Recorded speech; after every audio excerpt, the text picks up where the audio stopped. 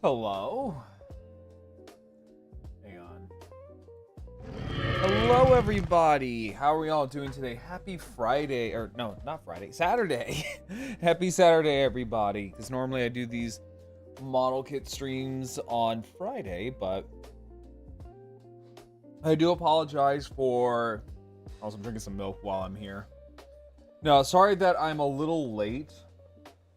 So, basically what happened was that, so what happened, hang on, give me a second here. So what happened was that I had to run my car up to the repair shop today, right? And so what happened was that I was told that, hey, we'll have your car ready by by 5, or no, I'm sorry. They have my car ready around, hang on, there we go. Yeah, so basically what happened was that they had my car ready, and it was supposedly fixed, right around, I want to say, around 3-ish, give or take. And so Mama Rex was supposed to come by and pick me up so that way I can go grab my car. Well, also, thank you, Paleo, thank you for redeeming your park entrance. How are you doing today? But yeah, so I'm just kind of sitting here twiddling my thumbs, and I'm like, okay, well, it's getting close to 5, I kind of need to do my thing here. Also, hey, Right, how you doing over on YouTube? How you doing? So, basically what happened was that, because it's snowing, and it's snowing pretty bad, we were just like, yeah, no, we're not going to risk it today. So we're going to be up bright and early tomorrow to go grab my car, because right now it is snowing, and it is snowing pretty freaking hard today. Like, it's snowing pretty damn good, which is funny because like it has been like unusually warm. Like it had like, especially for like say Maine in January, it has been like weirdly warm today or this week. I mean, we're talking about like temps in like the 50s or so. Like in Florida, especially like the part of Florida where I was living at for the past like over 10 years, it got to the teens. Like in upper Florida, it does get cold, but like not as cold as it is up here. Like it does get to the point where it's like 18 degrees outside, but it doesn't snow. Because you got that Gulf of Mexico. So here, right? So here, they don't have that. They flat out just don't have that. So like when it's 18 degrees outside, yeah, it's gonna snow. So yeah, basically I'll have to wake up bright and early. Tampa can get frost. It can, yeah. So that's the funny thing, Paleo, is that I'm actually from the Tampa Bay area. I'm actually moving down to Tampa. Like, I'm moving back to Tampa. But yeah, no, I know for a fact, like, down in Tampa, hang on real quick. I also forgot to mute my phone. Hang on for a split second here. But yes, I do know that in Tampa, it does get pretty nippy. But, like, not to the point where it's snowing. It's not like it's like cold like it is up here. Hang on, I completely forgot to silence my phone. There we go. Okay. Perfect. Okay, so. But yeah, no, I'm excited that I am moving back down to Tampa. Because I am originally from the Brandon area, right? So like I'm originally from Brandon, which is like a little ways like outside of Tampa. So I'm hoping, you know, if things work out well with the Army and all that other kind of shit, I can actually move back down there, because I am looking at some pretty nice little apartments down in the Brandon area. Let's see here. But like but I'm talking about like places like say like Panama City, Destin and stuff like that. It gets pretty damn cold. Like it gets up to like maybe I want to say 18 degrees, and it's like dry. It is like a total like dry cold. It's like I said, like not a single ounce of like snow to be found. Okay. So last time we were here, chat, we actually built pretty much the body, the torso, and like a little nub of the tail before we, you know, put a kibosh in that stream. So let's see here. So we were, where were we? We were right here. Okay. Yeah, so before we put a little bit of a kibosh on the stream, just because I was getting very tired, we pretty much started working on the tail of the salamander. So we're gonna try, the keyword here is that I'm going to try to finish up this guy tonight. We shall see how that goes. So I'm gonna need, B15, which is, did I already pluck that out? Where is B15? B4. Oh, yep. Okay, I already plucked that out. Okay. Yep. Okay, I did. Super. Sweet. Okay. So now I'm going to need...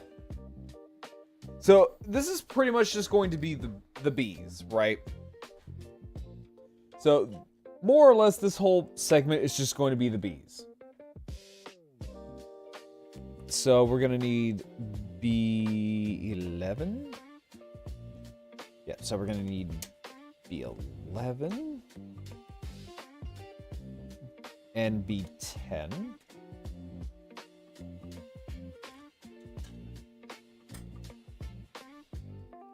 But yeah, no, like the thing is that like I'm elated that I'll be moving back down to Tampa just because like I told my parents about this, right?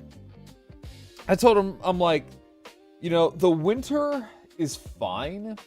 The winter is fine. Snow is fine for like 10 minutes. And then I've also learned that it gets so fucking annoying to deal with. Especially since, you know, it can stick to your car because of ice, and then you gotta grab like a scraper, and that's gonna... Basically, it's just not a fun time. And I have learned with my tenure up here is that I am not a northern person. Because I told Mama Rex about this. I told her, I'm like, look, I feel like I'm like those penguins from Madagascar, right? Because like, so after I came back from like a deployment training over in Wisconsin last year, I really loved the idea of living up north. I really did. I thought that was really fun. I loved Wisconsin. Wisconsin was great. But then now I'm looking back on everything, and I'm like, oh, no, I didn't like Wisconsin. I liked visiting Wisconsin. Because from my experience living up north, and this is where I say, like, I'm kind of like those penguins from Madagascar, and I'm like, yeah, so I finally got my chance to live up north, and I'm sitting here going like, well, this sucks. And that's when I'm just like, yeah, I am not a northern person. I am beyond not a northern person. I like the South. I like the heat. I like the humidity. I have been, you know, I am built for the South.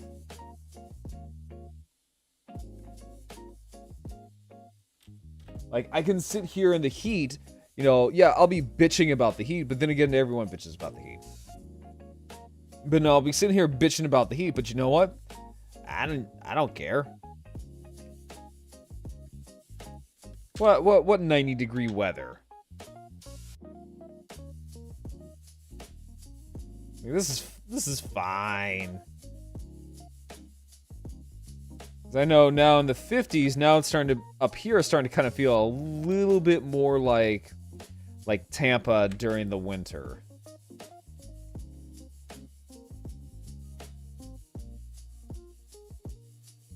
All right, so I need B1, B20, and J6.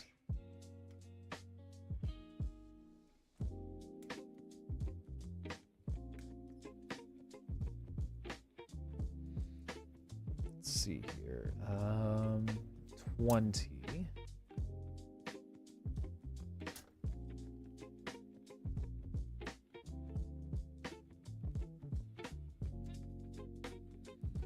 All right, so 20. So we're gonna put this down over here for right now because I know for a fact this is going to be an important little piece later.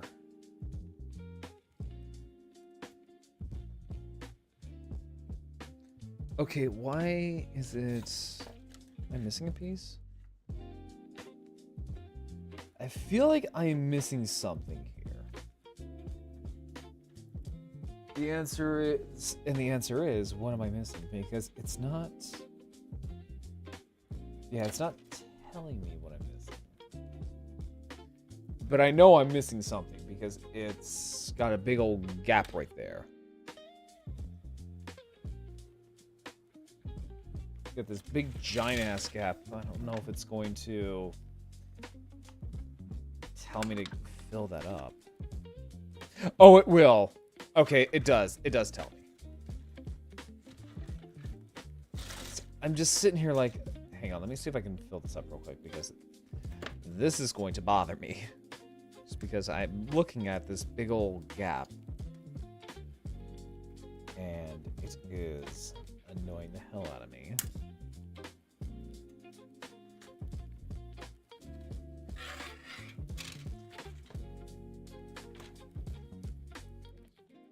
So X1, so I think that's going to be one of the smaller caps. No, it's going to be one of the regular caps. Okay. Oop. Oh, hang on. Let's see, where did it drop?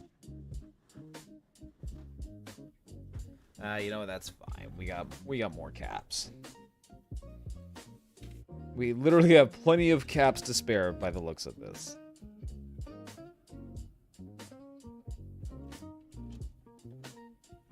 So let me see here. So I guess line that little sucker up. There we go. Yeah, we're just gonna be building and putting together the tail as we kind of progress.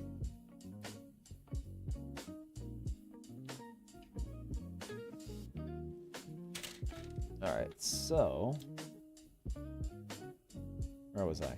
Okay, yep, right here. So it's just a process of just repeating the same steps, except it's just going to get progressively smaller. It kind of reminds me a little bit of the Genotails, except it's,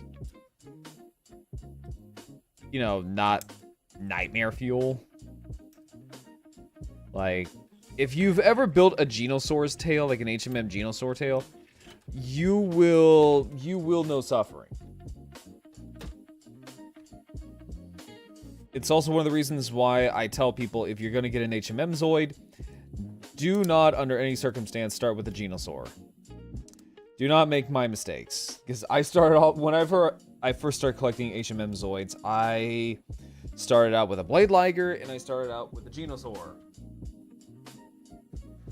And, oh boy, is that not a good choice.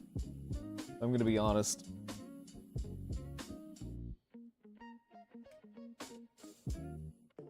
And I'm so glad, like, every new Genosaur model that we get now doesn't repeat the same mistakes that the HMM model did. So, what I'm referring to is that, so, if you've ever built a HMM Genosaur. Hey, Ranma, how you doing? So, if you've ever built an HMM Genosaur, the tail and the pieces for the tail get progressively shorter, not shorter, smaller, longer, but smaller. And it had a gimmick where you can fold up the little bits on the tail, and you had like these little vent pieces on the tail. Now, in the anime, all the other model kits, the Genosaur's vents are one piece. Kotobukiya decided that because this is the mid-2000s, we are just going to be extra for the sake of extra. So they added small little vent details in the tail. And as that tail got progressively smaller and smaller and smaller as you go down, so did those little vent pieces. And they got smaller and smaller and smaller. And as they got smaller and smaller, they got more fragile and more fragile and more fragile. To the point where the smallest pieces, it was like putting together, it was like shoving a piece of glass into a tightly fit corridor without trying to break it. which, surprise, surprise, they were prone to breaking. And ever since then, they don't do that. Building the Wolverine claws. Let's go. Let's go. Yeah, those are the model kits you've been posting on the server, I believe.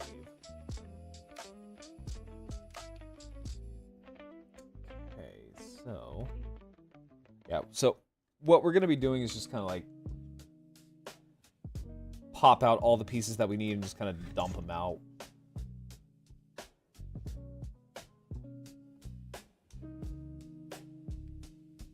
Luckily here, we don't have this issue of smaller pieces getting more progressively fragile as the tail goes down. Which, thank God. I would probably actually have a McFucking heart attack if this were the case. Yeah, I also saw that they are doing Marvel Rival model kits. I saw them on HobbyLink. That they are actually doing Marvel Rival model kits, which I am, you know, kind of, my interest is piqued a little bit, just because I do actually like Marvel Rivals. Because right now the only model kits that they have for Marvel Rivals are either, surprise, surprise, it's either Spider-Man or it's Venom. And he do be looking cheeked. Like, that Venom kit is a very, very caked up Venom.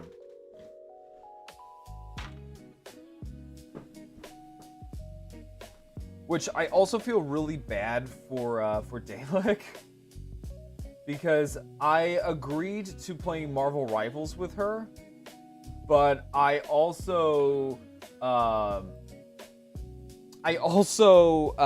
to update my Marvel Rivals, which surprise, surprise, right? So surprise, surprise on that piece, right? But yeah, no, I just felt bad because I was like, oh yeah, no, I'm gonna play Marvel Rivals with you. I'm gonna play Marvel Rivals. Yeah, no, one, I came into her stream a little late because she decides that she wants to stream on her time zone's time instead of Eastern. And also, my internet is shite. It is absolute scheisse. And I'm also, like, updating my Marvel Rivals on my external hard drive instead of my internal hard drive. But yeah, so they basically just gave us what? Just Captain Deadpool, I guess it is. Basically, we have Deadpool, and from what I have seen so far is that he looks redonkulously broken. I mean, like, he's creative, don't get me wrong. He is creative. He's a creative champion. But his abilities just sound broken. Like, oh my god, they sound broken. But, like, genuinely in probably the best way possible. Because it's, you know, because it's Deadpool.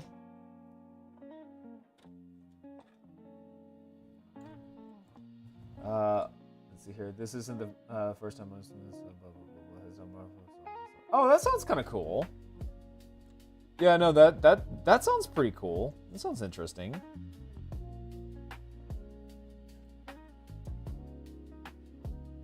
Okay, so A. Hold on. Oh, it's right here.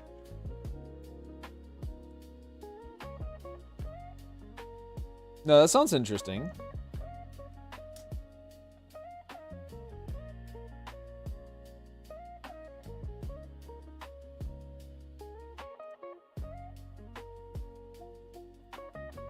Alright, so squeeze that in. There we go. Okay, and then... So then I need B13.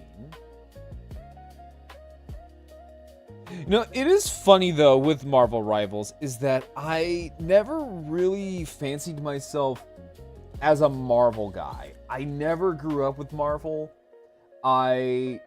Growing up, I didn't care at all for, like, the comic books, the cartoons, except for, I think maybe X-Men Evolution, something like that. And, I think the Amazing Spider-Man cartoon that was on Fox Kids. Those were, I think, like, my only real, like, introduction. Well, no, there was also the Sam Raimi Spider-Man movies and the Incredible Hulk movie. I think those were, like, my only, like, growing up, my only real introduction to Marvel for the longest time. Because, like, when the MCU came out, I liked Iron Man, right? Like, I liked Iron Man. I thought he was great. But I just never, but, like, the MCU just never really clicked with me. Yeah, it just never did. Like, I will watch a Marvel movie, I think maybe, like, once in a blue moon. But I gotta be in the right mood. I have to be in, like, the right mindset or in the right mood, or if someone pays pays for the movie for me. Those are the only times I will actually sit down and willingly watch a Marvel movie.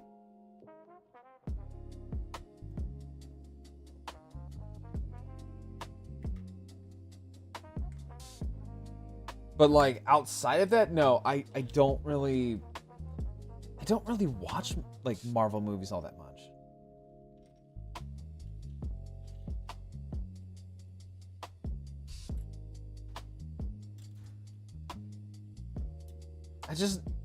I think it's just mainly because I never really got the appeal of Marvel. Or, you know, I should say, honestly, though, I should probably say just, like, superheroes as a whole growing up as a kid.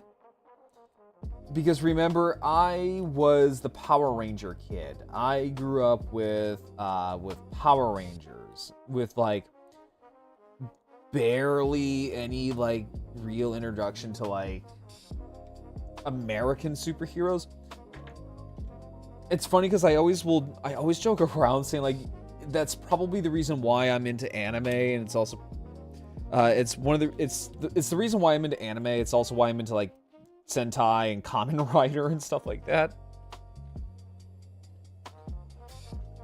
Like, I will always sit there and say that. I will always sit there and say that. Like, just jokingly say that. Like, just because I was born in Japan, and because I was the Power Ranger kid growing up, I was also the anime kid growing up. Like, I watched Yu-Gi-Oh!, Pokemon, and stuff like that. I think my favorite Marvel movies are Iron Man 1, Avengers 1, Captain America, Captain Marvel. I'm gonna be real, I hate Captain Marvel. I fucking hate Captain Marvel. I'm also a little biased in that I fucking hate the actress who plays her. I think she, as a person, is outright insufferable. I genuinely believe that she is completely narcissistic and just an insufferable person. And the fact that Disney was caught buying out, like, Rotten Tomatoes and bribing people to leave good reviews for Captain Marvel. Like, yeah, that was, like, a whole big thing back in the day.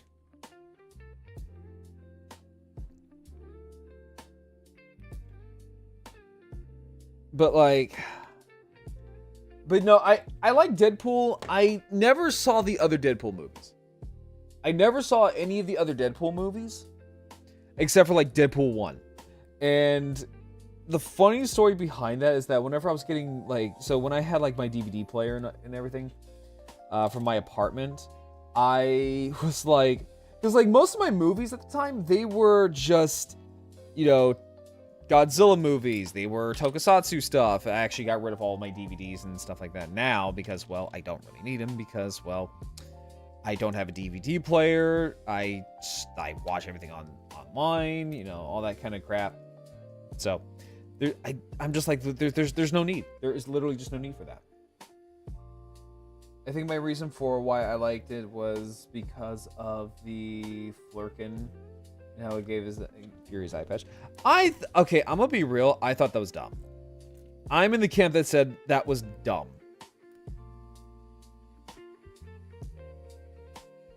That out of everything that could give him an eye patch, it was a cat. That's dumb. But I mean, like, to each his own. To each his own, though. I'm also in the camp that says Marvel should have stopped after Endgame, I want to say. Yeah, I'm in the camp that said, like, they should have just stopped after Endgame. That's just me. Yeah, that's just me, though. Like, after Endgame, I really didn't pay attention to Marvel literally all that much. Like, I checked out pretty quickly after Endgame. Because, like, I sat there and I was like, okay, so now what? Oh, that's it? Okay, cool. Oh, now you're making more movies. Oh, why? Because I feel like now with Marvel, I genuinely feel like they're just kind of circling the drain. And Disney is just like necromancing their corpse just because it's Marvel. Marvel makes money, so it's just this shambling corpse of a cinematic universe. It's just looking for any semblance of hope to put it out of its misery.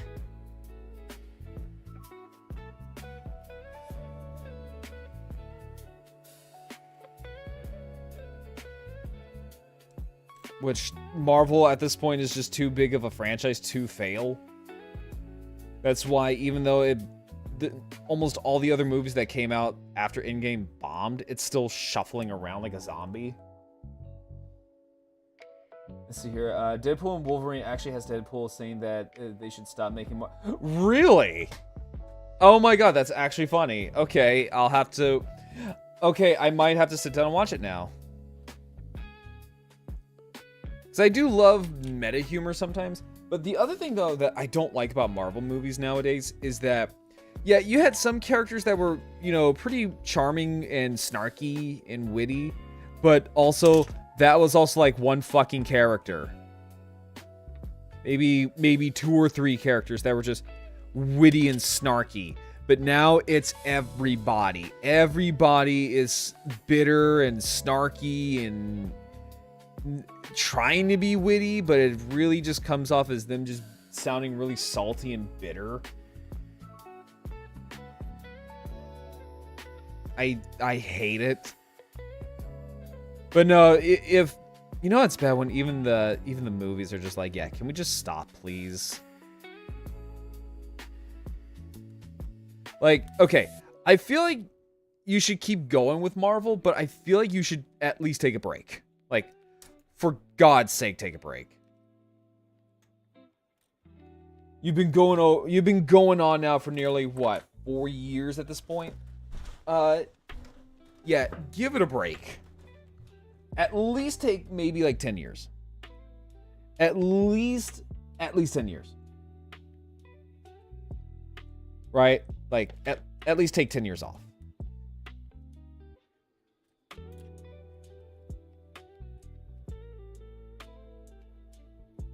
That way you can recharge, you can get new writers, you can, you know, maybe the hype can die down a little bit. So that way when you drum up like a really, really good looking movie, it's like, oh my god, this sounds really cool. Instead of like, oh god, it's another Marvel movie. Because I'm not gonna lie, like, I genuinely thought they stopped making Marvel movies, and then I saw like a trailer for one, and I'm like, is this still going? I think that 100% Ryan Reynolds is making that. Oh, probably. Knowing him, that was 100% improv. Yeah, that was more than likely just improv. Because it's Ryan Reynolds. Okay, so we have the tail. That's actually a pretty decent range right there, actually. Yeah, that's actually a pretty decent range. Oh, can we? Oh, we can almost touch. Oh, okay, almost full circle. Almost full circle. Okay. Can we stretch it out? Oop, hang on. Can we stretch it out a little bit so that way he can kind of bite his own tail? No, we can't Ouroboros it. Kind of looks almost like a sea dragon. What I think is funny here is that, so all these little tail segments, they're guns. These are just guns. That is, to me, that's funny.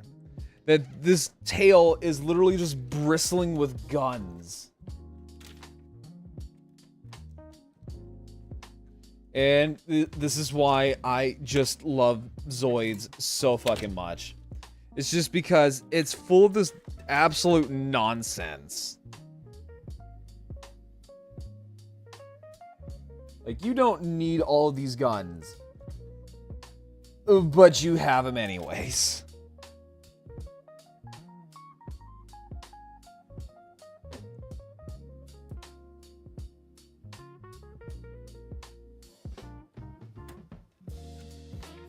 Okay, maybe I need to glue these.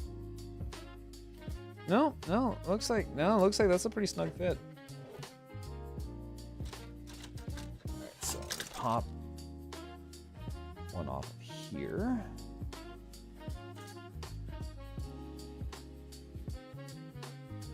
There we go. There we go. God, my dog is just going to town on his little toy. Okay. So let's see here. So we'll take these little cat pieces, put them off to the side. Yeah, he is going to town on them. In fact, I actually have a couple of his toys in my room just because he likes to bring them in and just drop them and just leave them. And he'll go off to his own thing.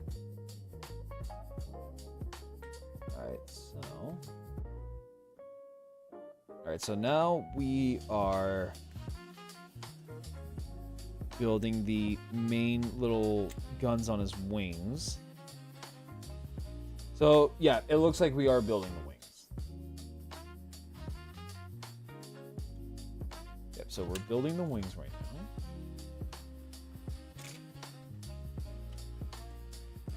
So I need W4. Alright,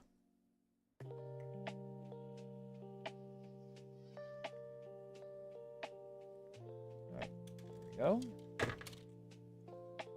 And so these are going to go... There's a certain way to put them in. Yeah, it looks like there's a certain way to put them in. So, looks like it's this way. My pupper loves us. Of course, 5 minutes later, it's mostly destroyed. Yeah, that's kind of Nanook as well. He likes his squeaker toys, but also he likes to just rip out the squeaker part. Except for his little monster toy. He hasn't destroyed that. He hasn't destroyed that one yet. Keyword is yet. Well, I wouldn't say yet, because I've had that boy now for probably, what, 2 years at this point? A year or two? And That thing is still here, so I don't think he's gonna destroy it. Also, Jesus Christ, I've had him for nearly 2 years. God damn. Hey, where has the time gone?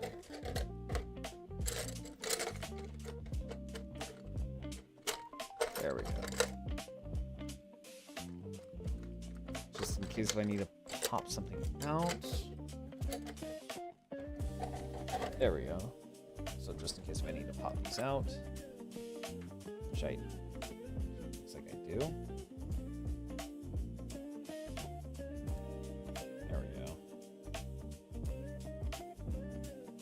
Just gotta crowbar this. Make sure I don't stab myself because I don't have my part separator. We sometimes have to be careful as we don't wash, he'll find this weekend. See, he doesn't do that. He will just rip it out and then just leave it. I think it's a dog thing because my mom's dogs, when they were puppies, they would do that too with their toys. Even things that would seem to be like indestructible, like Kong toys, they would still somehow find some way to destroy them.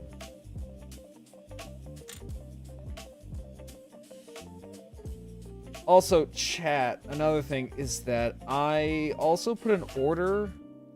I put an order in for the little Tamiya, what are they called? Like the little panel lining ink, I guess, like the little flood pins or whatever, to help out with panel lining. I don't know what they're called.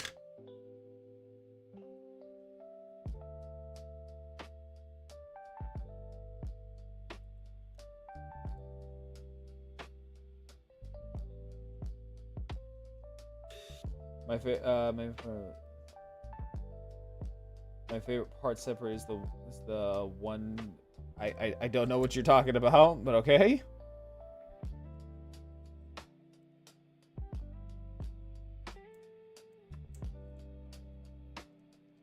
I will take your word for it.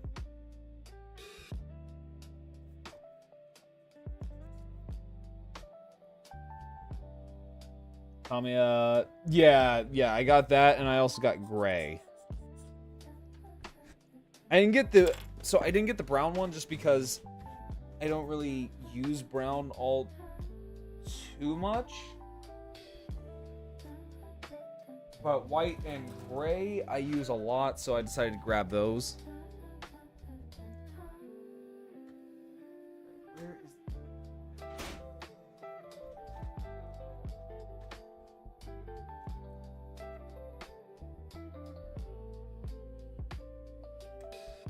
Sorry, I meant to say this. Okay. I don't know what that brand is, but okay.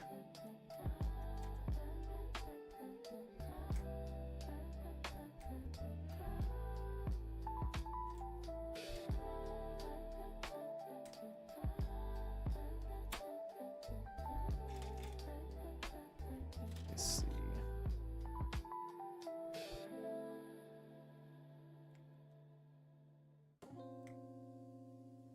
Also, I did order the Master Grade Jagan. So I did order the Master Grade Jagan, so we have that coming in. Or it's in my Big Bad Toy Store pile of loot. Hello, Lilac. How are you? I hope you've been behaving today.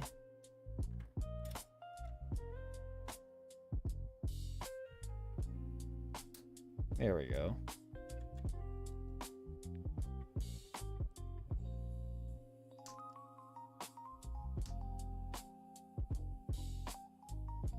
There we go. Okay, so we have the main.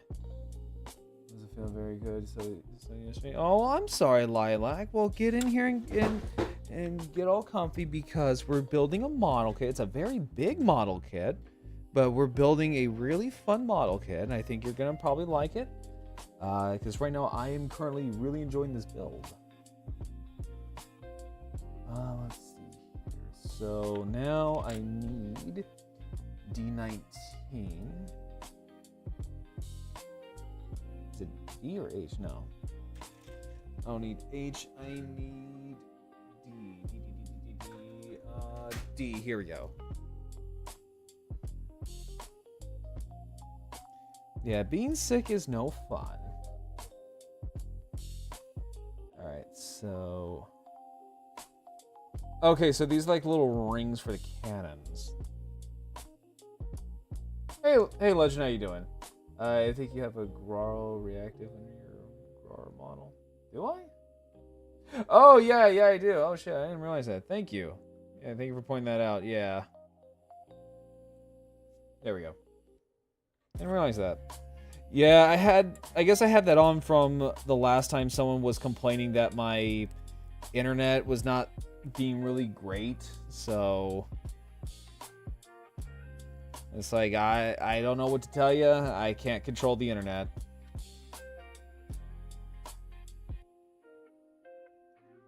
I thought I was seeing double. Yeah, I didn't even realize that. That's some pretty sharp eyes. I didn't even see that part. Let's see here. Yes, welcome in, Legend. We were kind of bitching about Marvel movies for a bit.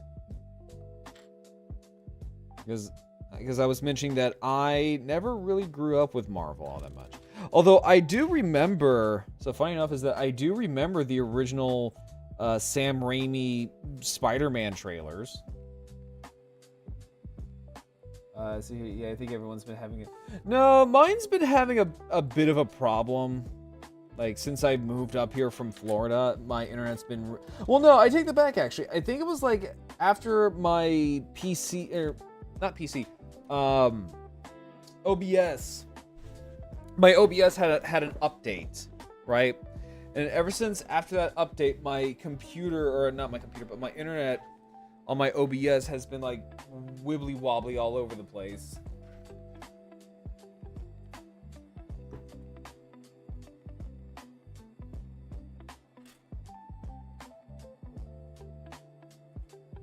But yeah, no, I remember the old Sam Raimi Spider-Man movies where...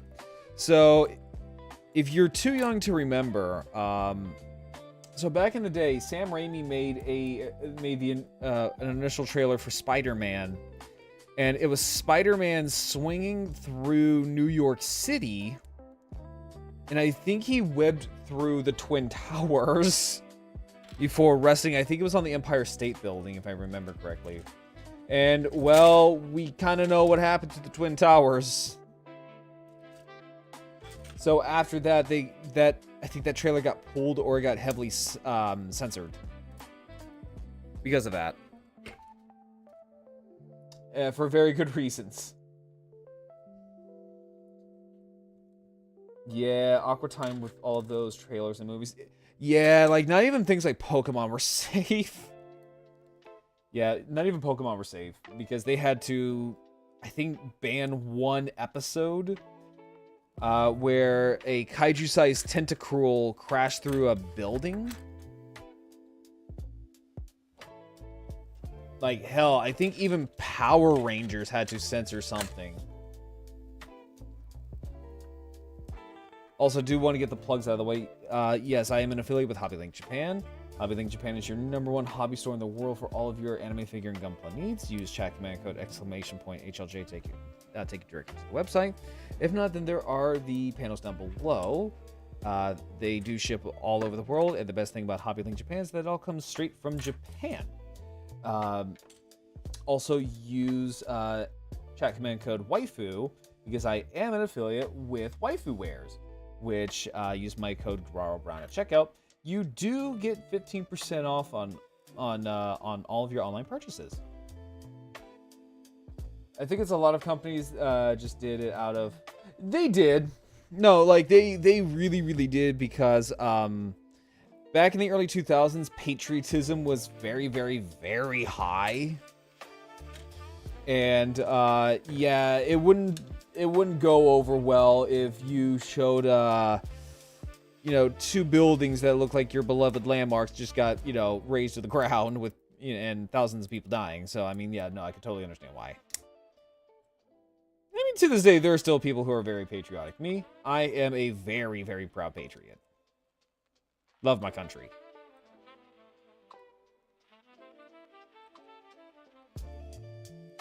Now, let's see here. Digimon Tamers, Transformers RID had to censor their city's destruction scenes. Oh, yeah, I kind of forgot about that. I'm not going to lie. Yeah, I completely forgot about that. Yeah, it was a pretty tumultuous time, I will say, during the early 2000s. But again, for a very, very valid reason as to why.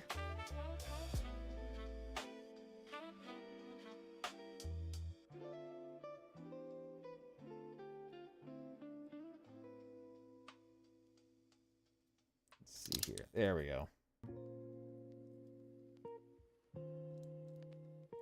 There we go. Yeah, because I think that was what? I think that was, I want to say that was Time Force that had to censor it. I think it was like Time... It was... Yeah, it was Time Force, wasn't it? It was like Time Force or Wild Force. If I remember correctly. But also, I'm not gonna lie. Despite everything that has happened in the early 2000s, I genuinely miss the early 2000s. Like, you know, honestly, if I had a time machine, I would. I'm not gonna lie. I would actually totally go back to the early 2000s. I would go back to the early 2000s, and I would totally take a lot of. You know what? Actually, one of the things I would totally do. To set myself up in the future is I would bet the ever-loving shit out of winning sports teams, like in Back to the Future. Oh no, I would totally abuse that knowledge. Like, I know which teams are gonna win, and I'm going to bet so much fucking money, and then I'm going to invest. But also, I would also totally just live it up in the early 2000s, like actually get to experience it as an adult.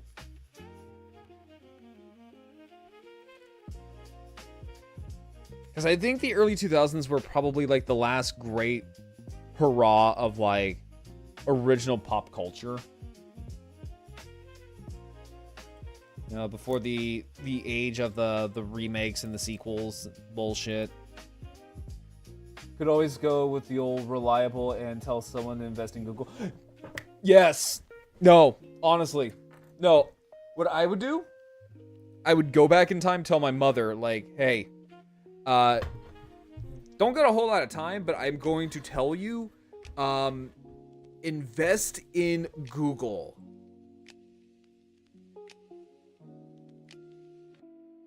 Like, invest in Google. Trust me.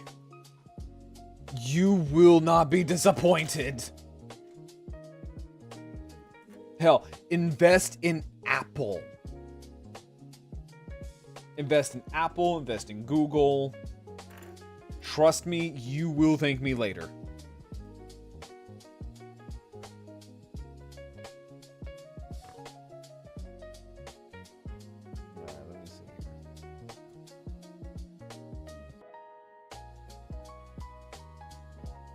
Yeah, Google and Apple. Yeah. Google and Apple. Microsoft. Maybe Microsoft. I don't know how well Microsoft was doing at the time. Or hell, I would even say just for shits and giggles, the one stock I would really want to invest in is Lego. I would invest a lot of money in Lego. And people would think, oh my god, why are you investing in this toy brand? That's fucking crazy. They're on the verge of bankruptcy. It's like, this is 2001. This is 2001 Lego we're talking about. It's like, oh, just you wait. You say I'm crazy now, but oh, they're gonna come out with this lovely little brand called Bionicle, and yeah, you just wait, just wait, buddy. It's like I'll see you in about 20 or so years.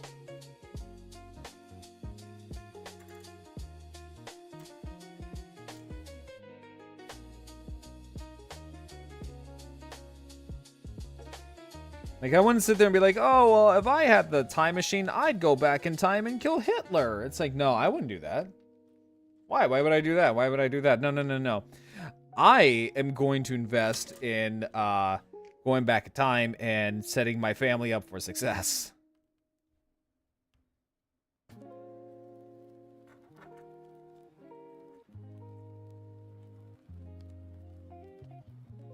Let's see here.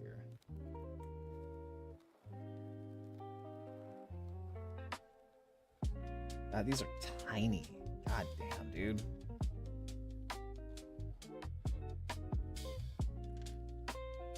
Okay, so we'll pop these out as well.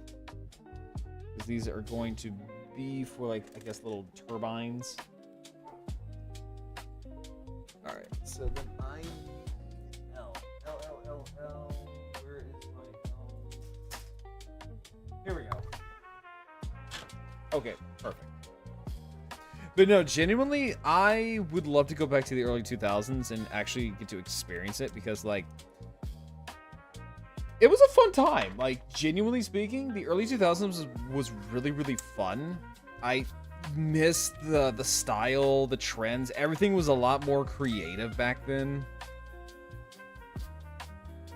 Like, everything was a lot more colorful. Everything was a lot more creative. Like, it was just fun to just genuinely just be alive.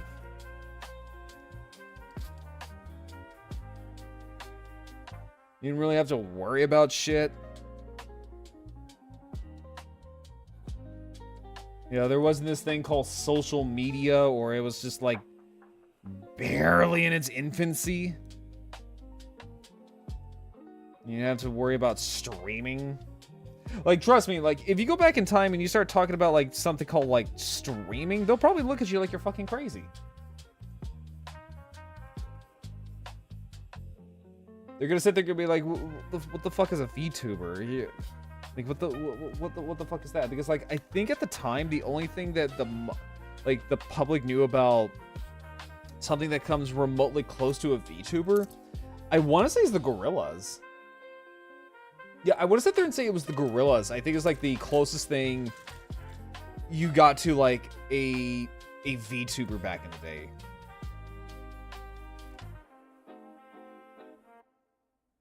Also, speaking of like weird shit, so apparently Ed, Edd n Eddy's coming to fucking Fortnite. Which, honestly, I love that so much because here's the thing with Ed, Edd n Eddy. Cartoon Network technically, yeah, okay. So yeah, apparently they just got announced that Ed, and Eddy, the Eds, just it seems like just the Eds are coming to Fortnite. Now, the interesting thing about Ed, and Eddy, and I love this about the show, like even more so. Like it is genuinely like, okay, I'm gonna be real. Zoids is my favorite anime. Ed, and Eddy's my favorite show of all time. It rivals Zoids as like my favorite thing of all time. I know, like, oh, an autistic man saying that his favorite show of all time is a fucking cartoon. Surprise, surprise. No, for real though, it is my favorite show of all time. Love Ed, and Eddy. But so here's the thing about the show, right? Here's the thing about the show. Technically speaking, Cartoon Network does not own Ed, and Eddy. They don't. The person who owns it is, I believe his name is Anthony Bonaducci. I think that's how you pronounce his name. It's Italian. It's Italian. Yeah, Ed, and Eddy definitely got screwed by sense of humor for the better. Oh no, same here. 100% same here. But again, so here's the thing. Cartoon Network does not own the rights for Ed, and Eddy. When Anthony Bonaducci Anthony pitched it to Cartoon Network. He sat there and said, okay, you guys can run my show on Cartoon Network, but I own full legal rights to this show. I own full legal rights to the show. Creative and like merchandise wise, I own everything. So that is why you almost never see Ed, Edd n Eddy in anything Cartoon Network related in terms of like promotional, like nostalgic stuff. You almost never see them. Because Cartoon Network, if they want to promote Ed, Edd n Eddy, they have to pay him. They have to pay Anthony for the rights to use the Eds or any character of Ed, Edd n Eddy in any promotional event. So that means if you want to buy the Eds from in Fortnite, you're giving money to the creator himself.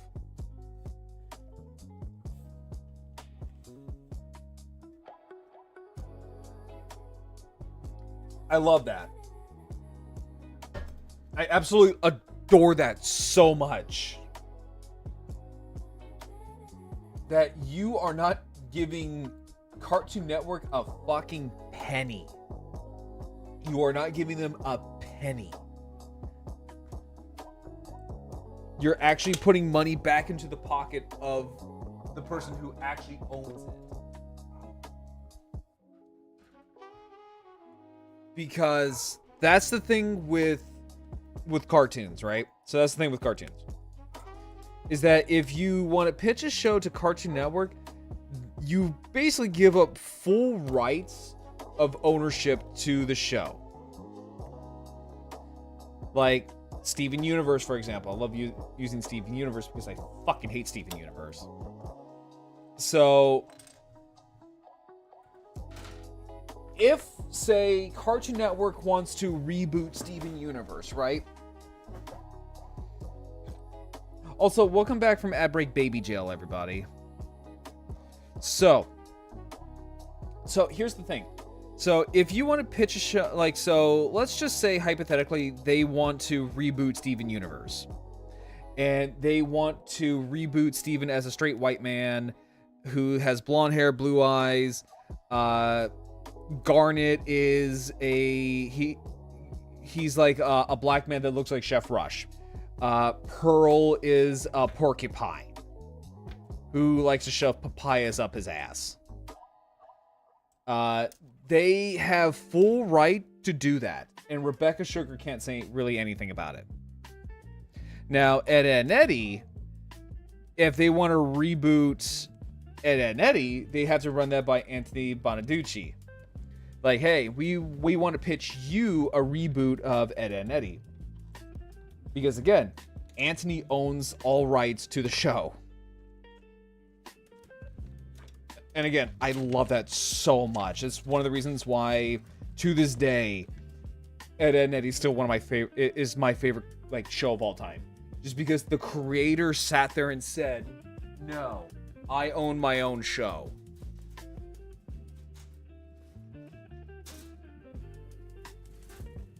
Because the creator sat there and told Cartoon Network, "No, I decide what I want to do with my show."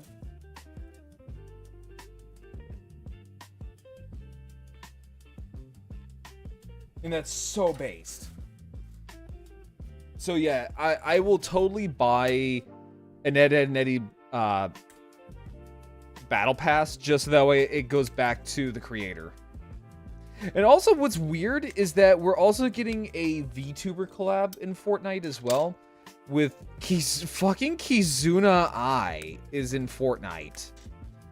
And I don't know how I feel about that, if I'm gonna be quite honest.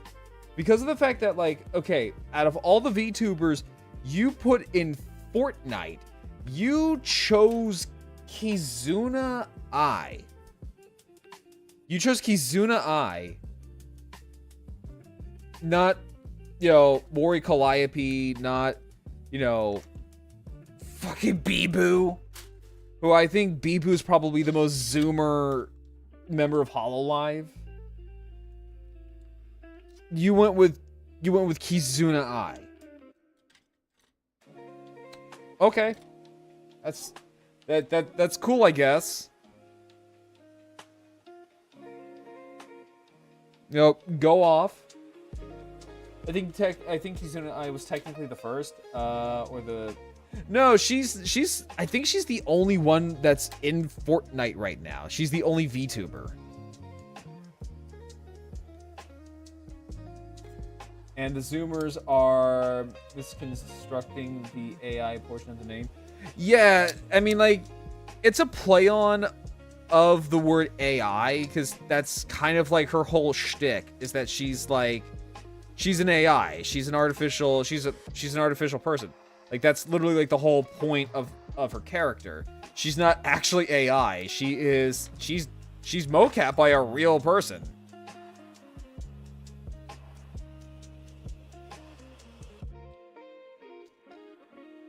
Like, she is legitimately, like, mocap by a real human being.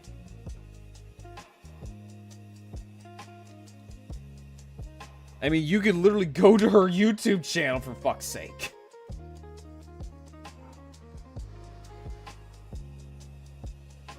It's just, like, God, why are Zoomers so fucking dumb? Sometimes. Like, why are they genuinely so fucking dumb?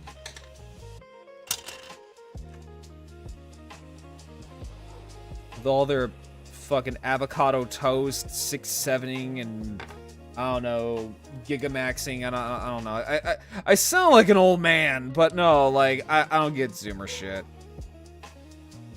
I really, really don't.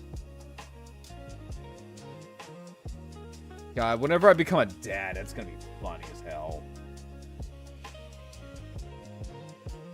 So I'm definitely gonna be the dad that's gonna try to be all hip and cool with the kids, and when I'm really not, just gonna be making them cringe so hard. Also, I just discovered what fucking look maxing is. I shit you not, I didn't even know look maxing was a thing until I looked it up. Like, when I tell people that I am behind on a lot of trends and a lot of other things, I legitimately mean it. I am so behind on a lot of crap. What's looks maxing? Look maxing is trying to make yourself look as beautiful and, you know, physically attractive as humanly possible. And people will go to extreme lengths to try to make themselves look attractive as possible. I was watching, what was that? I was watching Turkey Tom. I was watching a Turkey Tom video while I was at work, and yeah, that's when I discovered what the fuck look maxing is. Because genuinely, I actually do like, I do love Turkey Tom. He makes some pretty entertaining stuff.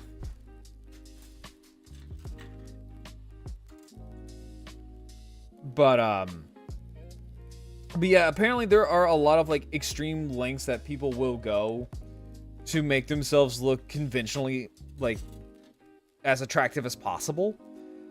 Even doing things like hitting your face with a fucking hammer. And so, like, the whole point of, like, hitting your skull, or at least your face with a hammer, is so that way you can let your bones regrow and you get, like, the Giga Chad chin, or have, like, a more contractively, you know, a more conventionally attractive looking face. Like, it's so fucking weird. So, God, dogs are going fucking nuts.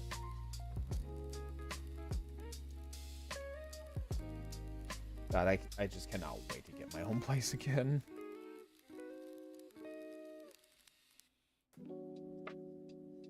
Let's see here. That sounds like a one-way trip to... You're kind of doing that. Like, in order for you to, like, do this kind of stuff... You know, honestly, you know what? I feel like for a just chatting stream, we're gonna do that. We're gonna watch the Turkey Tom video about this guy who went through extreme lengths to achieve ultimate look maxing. Because it's kind of horrifying what some people go through just to look attractive.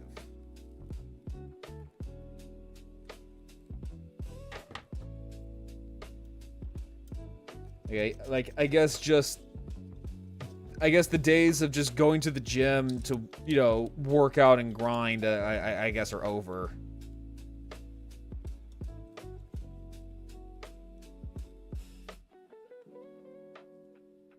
But no, like, that's kind of what you're doing, is that you're kind of shattering your jaw and shattering your cheeks and your forehead and, like, your basically your nose, too, just so that way you can look attractive.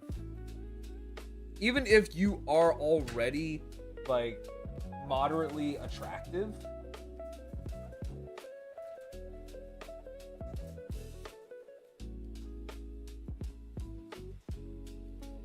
apparently that's not good enough anymore.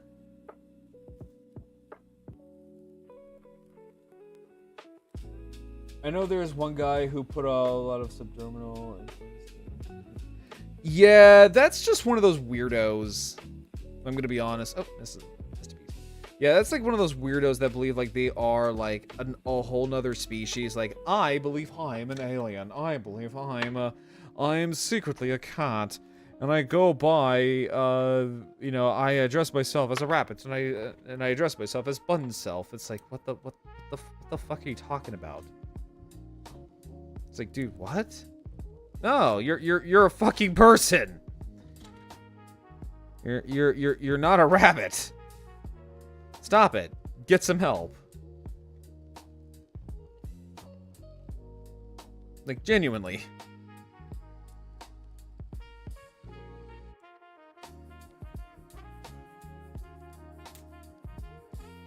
Yeah, those are, I believe they're called like what, Therians or some shit like that.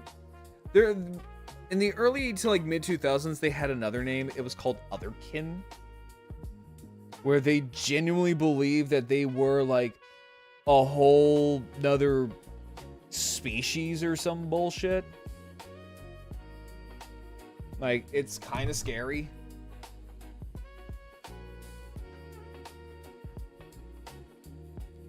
They themselves are kind of terrifying. This is J. J 15. Okay, so I guess this is not the right J. That's L.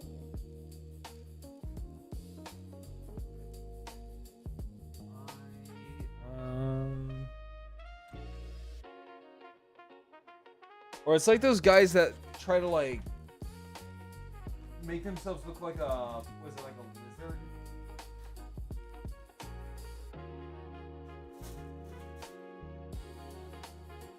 People are weird. People are genuinely weird.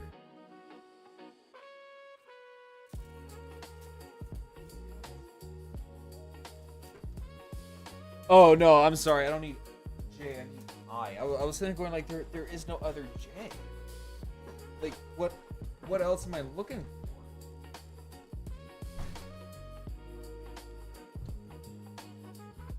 No, I need I, 20, and 21.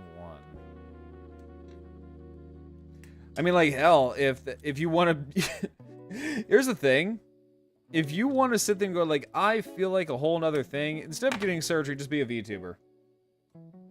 Just be a VTuber. Just sit there going, like, I became a T-Rex VTuber because in my heart, I know I was born the wrong species. I am actually a Tyrannosaurus Rex, so I became a T-Rex VTuber. I mean, that's pretty much what it is. Nah, I'm just kidding. Alright, so...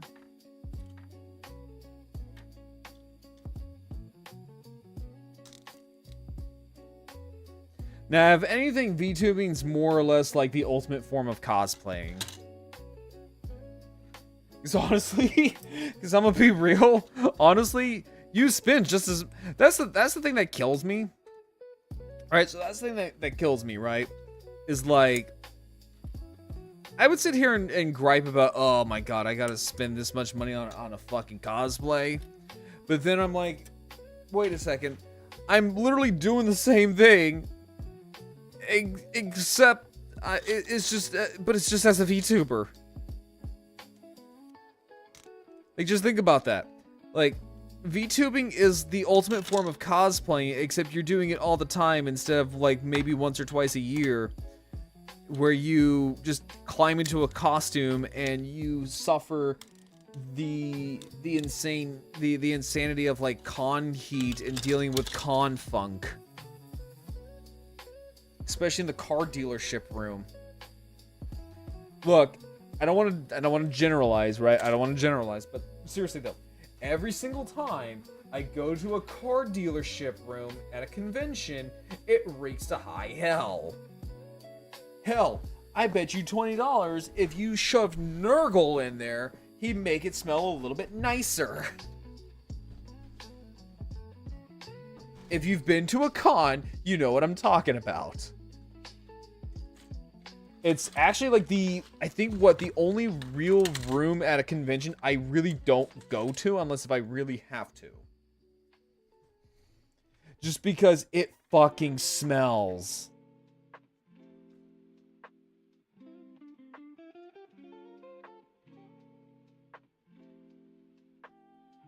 Like, people down there just do not believe in this thing called, you know, soap.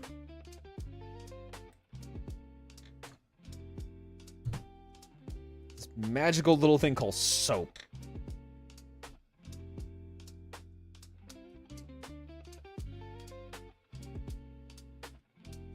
Granted, also, like, especially since I came from the cosplay community, after a day at a con, yeah, I'm no better because I reek in my cosplay. Because, spandex, because, you know, Power Rangers.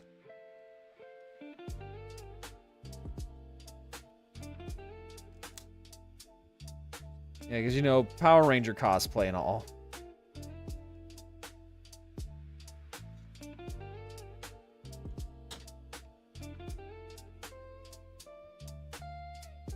Oh, they're all the same. Okay.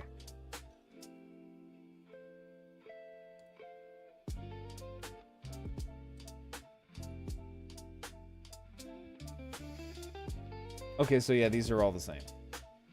Okay.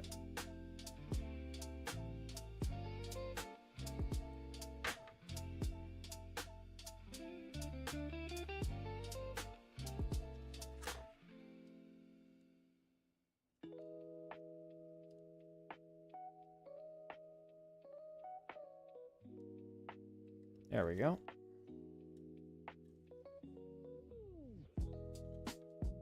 Okay, making sure I'm just not mirroring.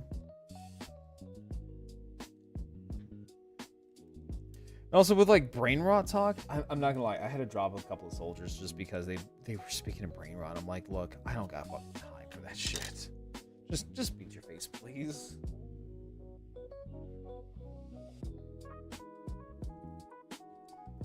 No, because like whenever I was on military duty, yeah, no, we would joke about brain rot, but it's just like I can't deal with that shit today. Sarge just is not in the mood for fucking brain rot. Like, I don't give a fuck about your goddamn Livy Duns and I don't know, baby grunks.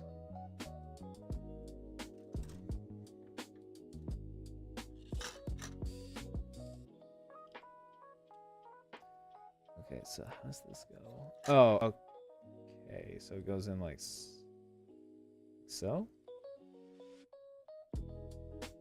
Okay, so it goes in like that. Okay.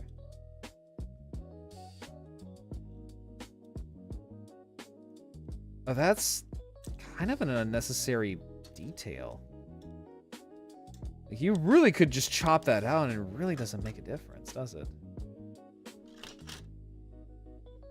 Yeah, this really doesn't make much of a difference.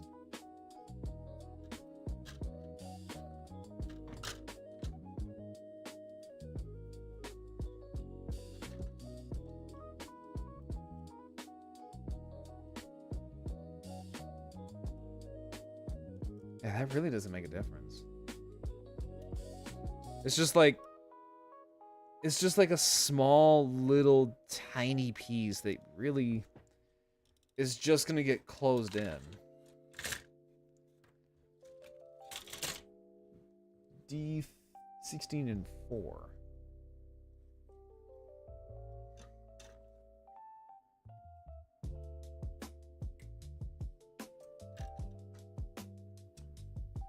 I mean, it's nice that it's there, but like,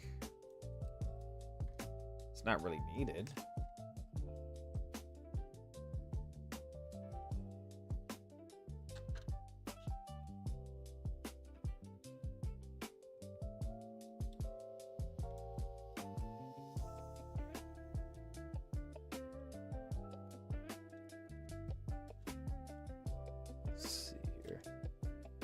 Well, at least it's not like earlier HMM kits where it's just a detail just for the sake of having it and it's not, you know, all over the goddamn place.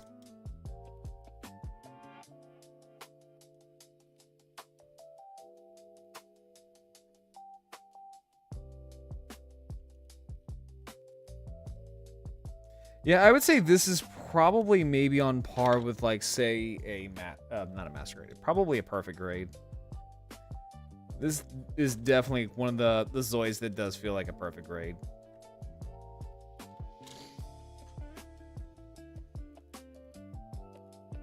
So 16.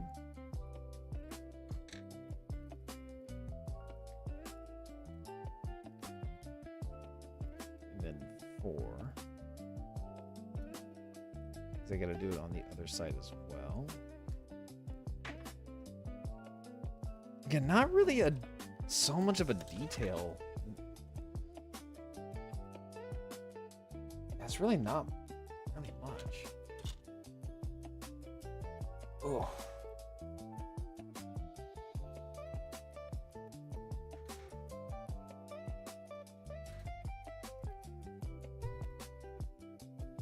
But I can tell you these wings are going to be completely fucking massive, though. And I think that's the part about this that really excites me more than anything, is just how huge these wings are going to be when they're all done.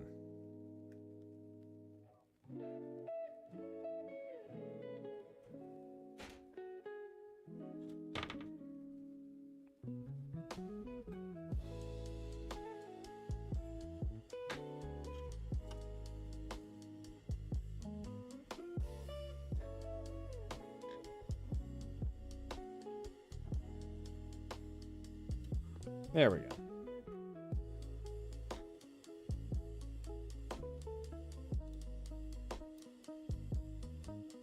Okay.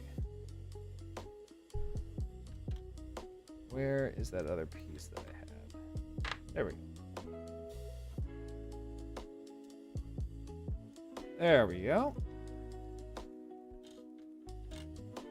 So the next that we gotta do,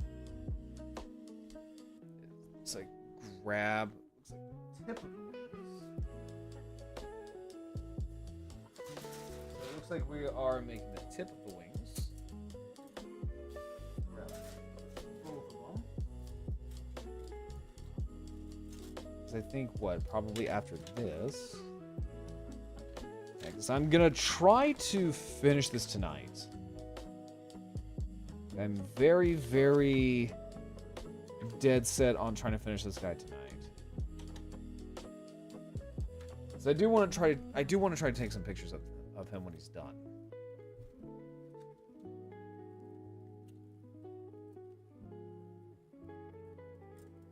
I think the one thing about this Zoid is that, so I've seen pictures of this guy next to his original model kit. So the original Salamander was a pretty lanky Zoid, but I think what it was is that it had, at the time it had like a massive wingspan, but also a long neck that made it a little bit bigger. And I guess you could say the same thing goes for the HMM, because the HMM is really, it's really no taller than its I mean, like, it's slightly, it's like very, very, very slightly taller than its original model kit. The thing that just makes it bigger are its wings. Now, I had an original salamander. I did. I originally had an original salamander once upon a time, but it got lost, or I think it got broken. I think it was either lost or got broken. I can't remember. But it wasn't for very long, though. Yeah, it wasn't for very long.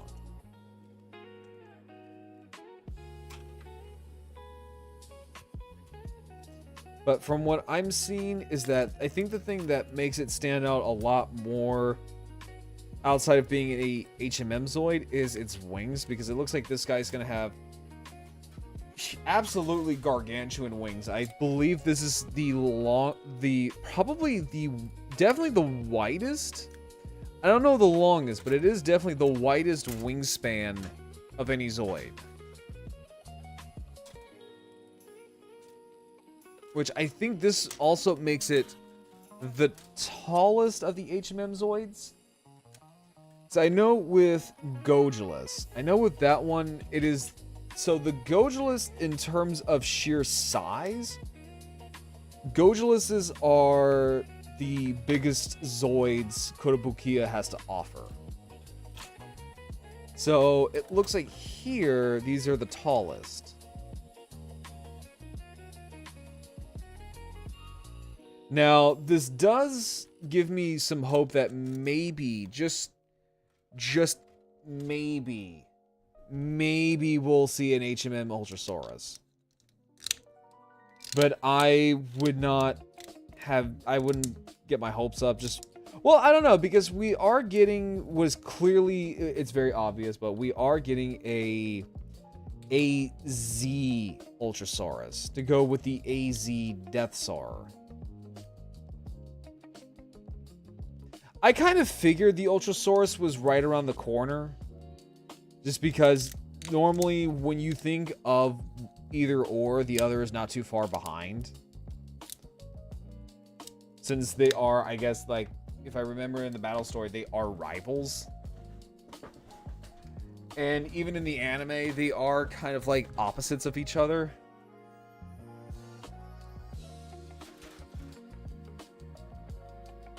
So, I don't know. I really do want to see a HMM Deathsaur. Because I know for a fact, like, if we do get an HMM Deathsaur, then more than likely we will get an HMM Ultrasaurus. That is pretty much a given.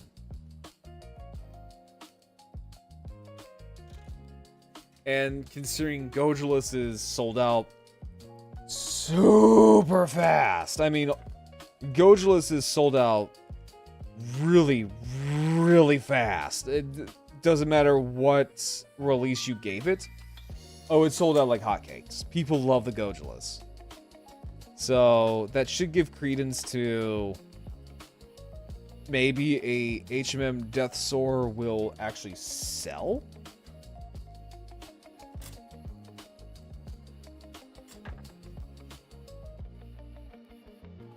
I feel like there should be a polycap.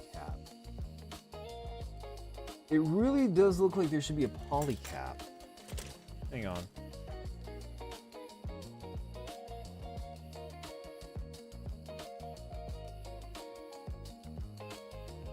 No, there's just no polycap. Okay.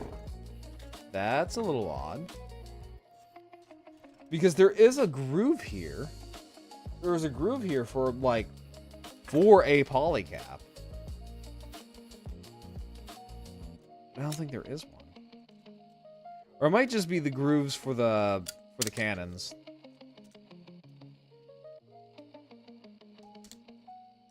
Or both, you know, it could be both.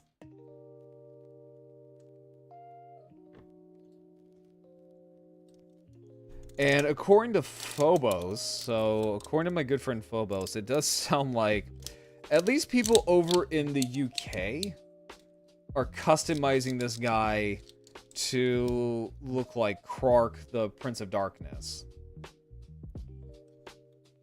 From the sounds of it. There we go. There we go.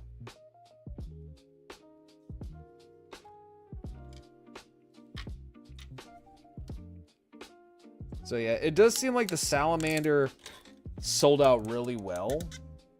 Because like, right now, you really can't find this guy anywhere.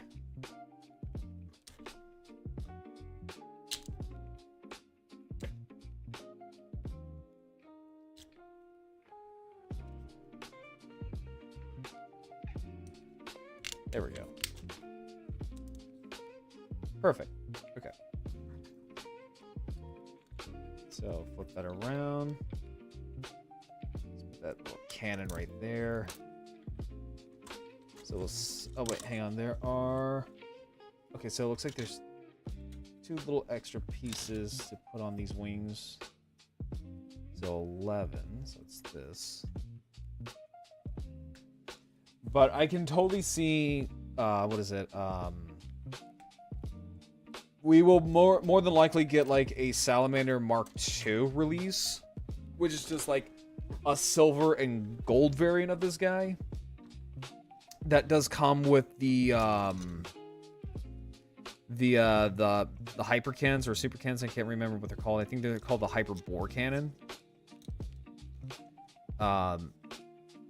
And we'll definitely get a... Now, I think that it will more than likely be a limited run, but I think we'll probably get the Salamander Bomber. Yeah, the Salamander Bomber variant, which is just this guy with the cannons, but it comes in a like a minty green, almost looking like kind of like with what the Jagan has.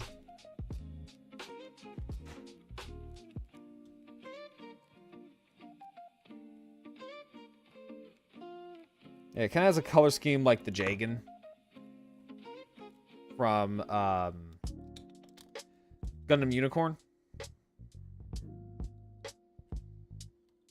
So I can definitely see that, but I can also see that as a limited release Zoid. Alright, so we're going to set those off to the side. This is already looking like a complete mammoth of a Zoid. Alright, so we're going to set these trays off to the side here. So now I need... Hey.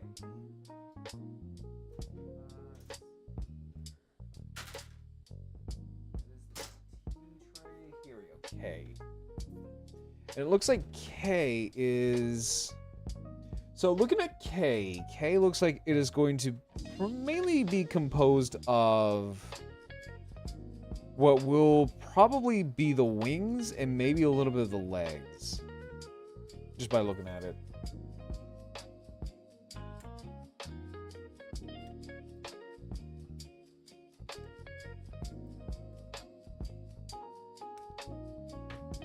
Also, chat, so if you are a Star Wars fan, because I just discovered this today, so if you're a Star Wars fan, rejoice. Rejoice, because Kathleen Kennedy has vamoosed from Lucasfilms. So that kind of gives me hope that, you know, finally Star Wars can actually be good. Can actually start being, you know, good again. Now that she's finally fucking gone.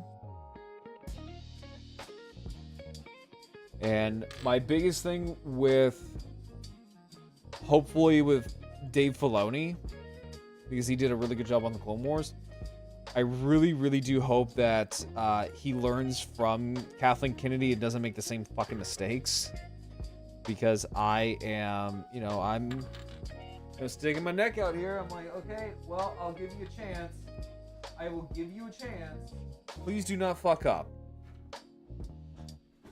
please, for all that is good and holy and decent, please do not be like Kathleen Kennedy.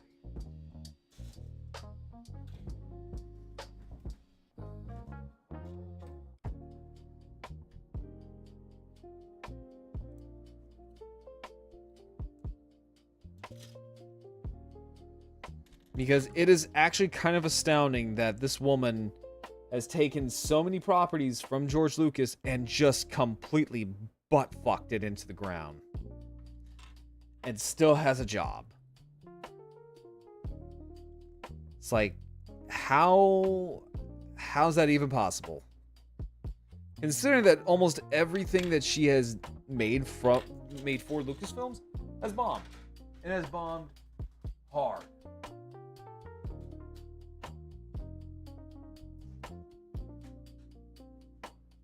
It completely blows my mind, guys.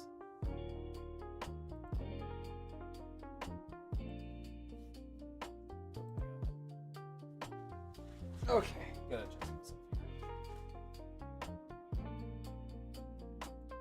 Yeah, just 100% completely blows my fucking mind.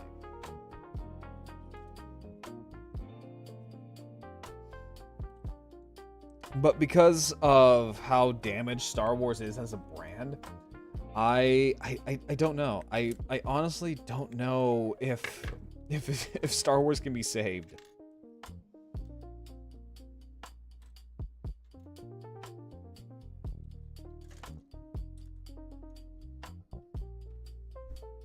Just because it is so damaged. I mean, like, it is possible, right? Nothing is truly impossible. Well, I mean, like, there are a couple of things, you know, like, some things that are truly impossible, like M. Night Shyamalan making a good movie, Michael Bay making a decent fucking movie. But Star Wars, you know, it has a slim chance of it actually being good again, now that Kathleen Kennedy's fucking gone. And the one thing I would love to see coming out of Lucasfilms is Dave Filoni saying that the Mary Sue trilogy, which is what I call the sequel trilogy, the Mary Sue trilogy and things like the Acolyte are non-canon. I would absolutely love that. Or hell, or just like a big giant fuck you. Everything that Kathleen Kennedy worked on in Lucasfilms is not canon. Oh, that would be absolutely 100% cathartic. If he just straight up just said, yeah, they're not canon. Because that's kind of what she did to George Lucas. No, I take that back. That is exactly what she did to George Lucas when she was in charge, was that she got into power and immediately was like, okay, everything that you guys have been working on for probably, what, the last 30, 40 years? Yeah, that's not canon anymore. What I am making is canon, and what I am making is pure fucking slop. So, now I will say this though, there are a couple of things that Kathleen Kennedy farted out that were actually good. For example, what was it, like the last season of the Clone Wars, I think, was decent.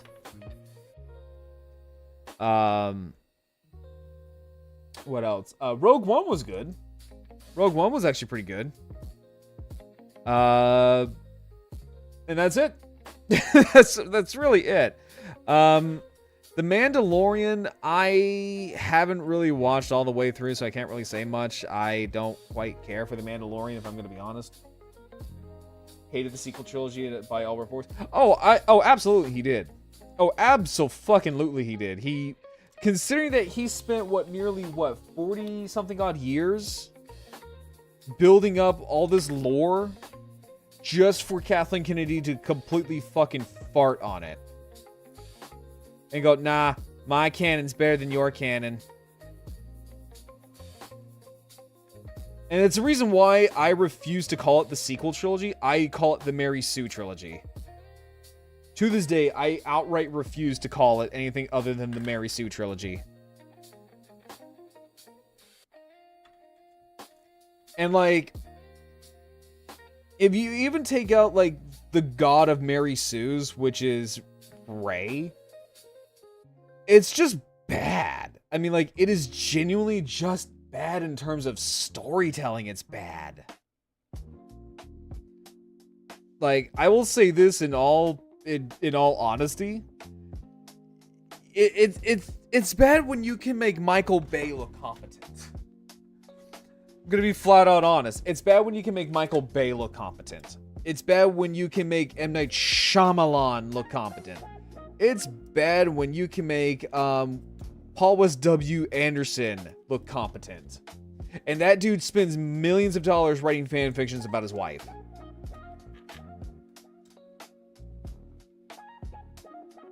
Like, he spends millions of dollars writing fan fictions about how much of a Mary Sue his wife is.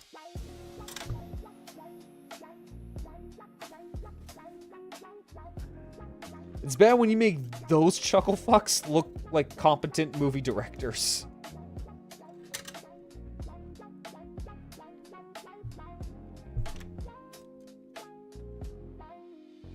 Like, that's pretty bad. I ain't gonna lie. I ain't gonna lie with you, Chief. That's pretty bad.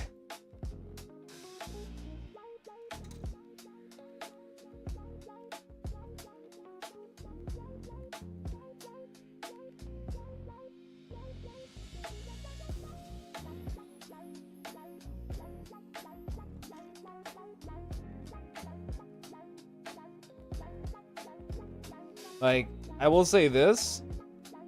It's nice that you put Admiral Thrawn in something. But from what I've read, he's like not even close to what he was in the whatchamacallit, the books. Like, the Thrawn that's in the books is fucking terrifying. Like, he's like a genuine terror.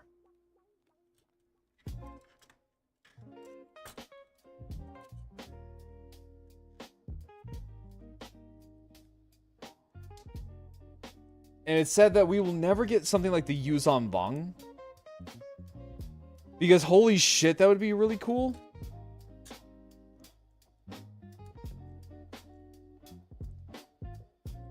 Like, ow, shit. Book Thrawn was goated. That's what I've been told. I have been told that Book Thrawn is a monster. Like, he is an absolute nightmare. And I'm not gonna lie, it makes me want to read the old books about Thrawn. Like, I'm genuinely, like, interested in this. I mean, hell, the stuff that they wrote about my favorite character, General Grievous, also, I think, was in, you know, the old lore, you know, the actual, like, canon. You know what I'm saying? Like, the actual, like, you know, canon.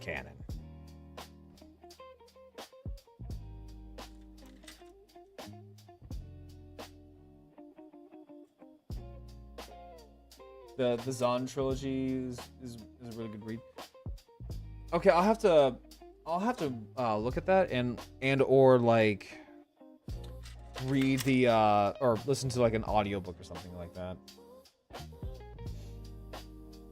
I'll definitely have to take a look at that then. I'm also sad that my favorite race, I guess, like, is not a thing in the bullshit Disney canon, which are the Sairuk, or just the Sairu, which are these dinosaurs that make their machines run on, like, suffering. It's so fucking grimdark, and I love it to death. And the fact that the Sairuk actually brought the New Republic to their fucking knees. Like, I want you to realize that, like, the New Republic was brought to their knees and almost were defeated by fucking dinosaurs.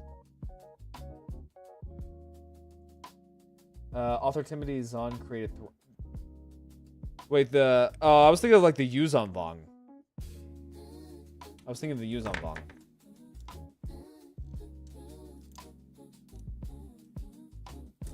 Because I know, I read somewhere that the Chiss, which is what Thrawn is, they are apparently good allies with the Cyruk.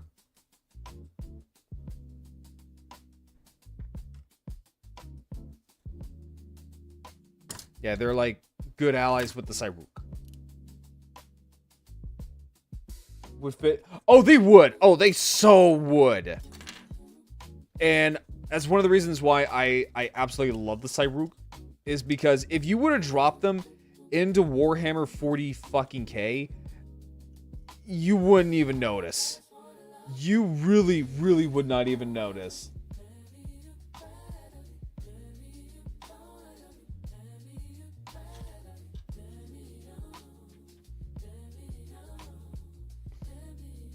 Like, they would be some kind of ancient Saurian xenospecies.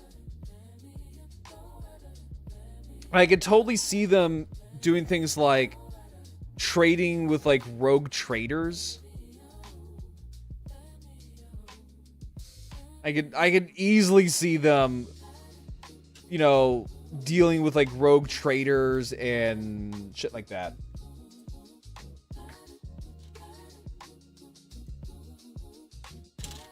Trying to make sure that's correct. That doesn't seem right, but okay.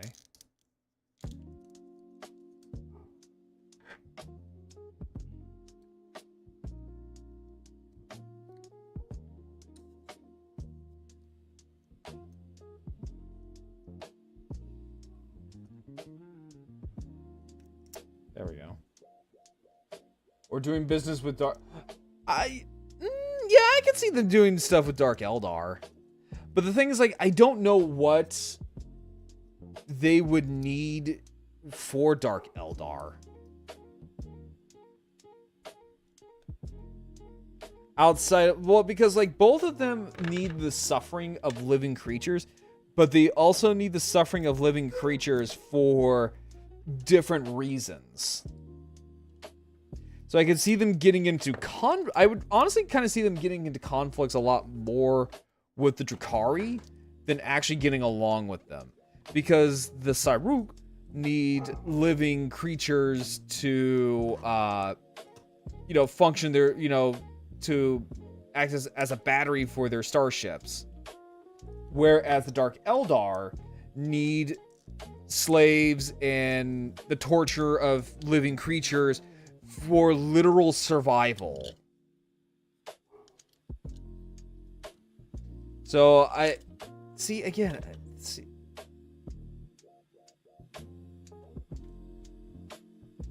Yeah, let me see here.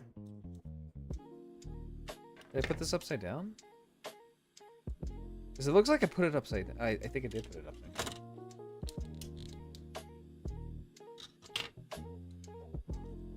Let me see here.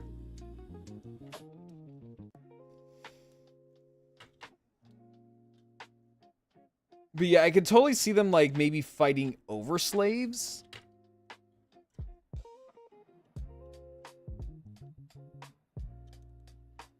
Like, they come across, like, especially, like, I actually would love to see the Cyruk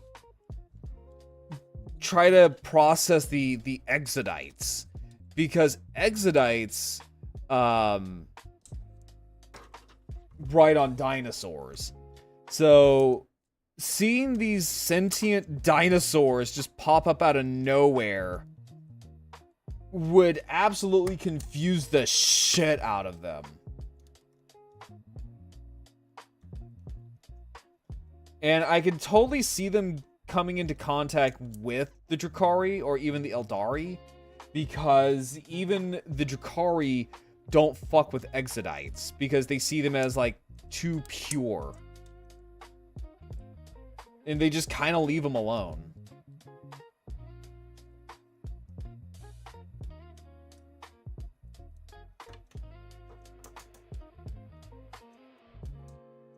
I could be wrong on that, but I believe that is the lore of the Eldari, is that they don't fuck with Exodites. And just generally just kind of leave them alone.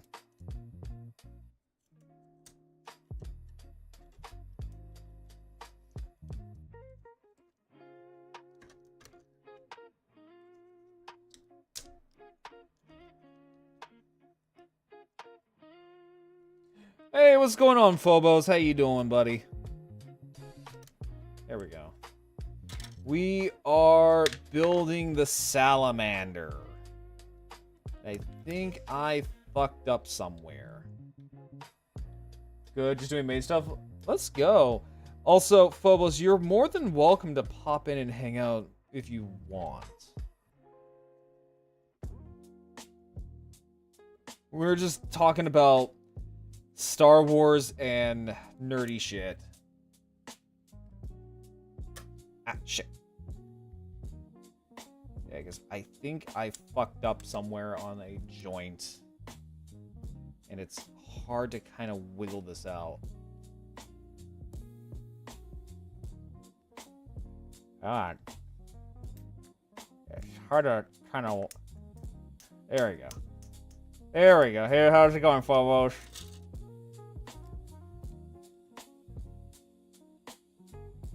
It goes in like so. Unless... Oh, no.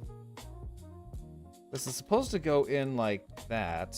Looking at the other wing. It's supposed to go in like that. I think.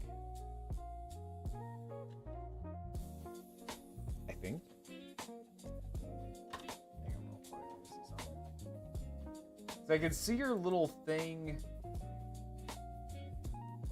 I can see your little thing in the Discord, but I don't see you actually talking.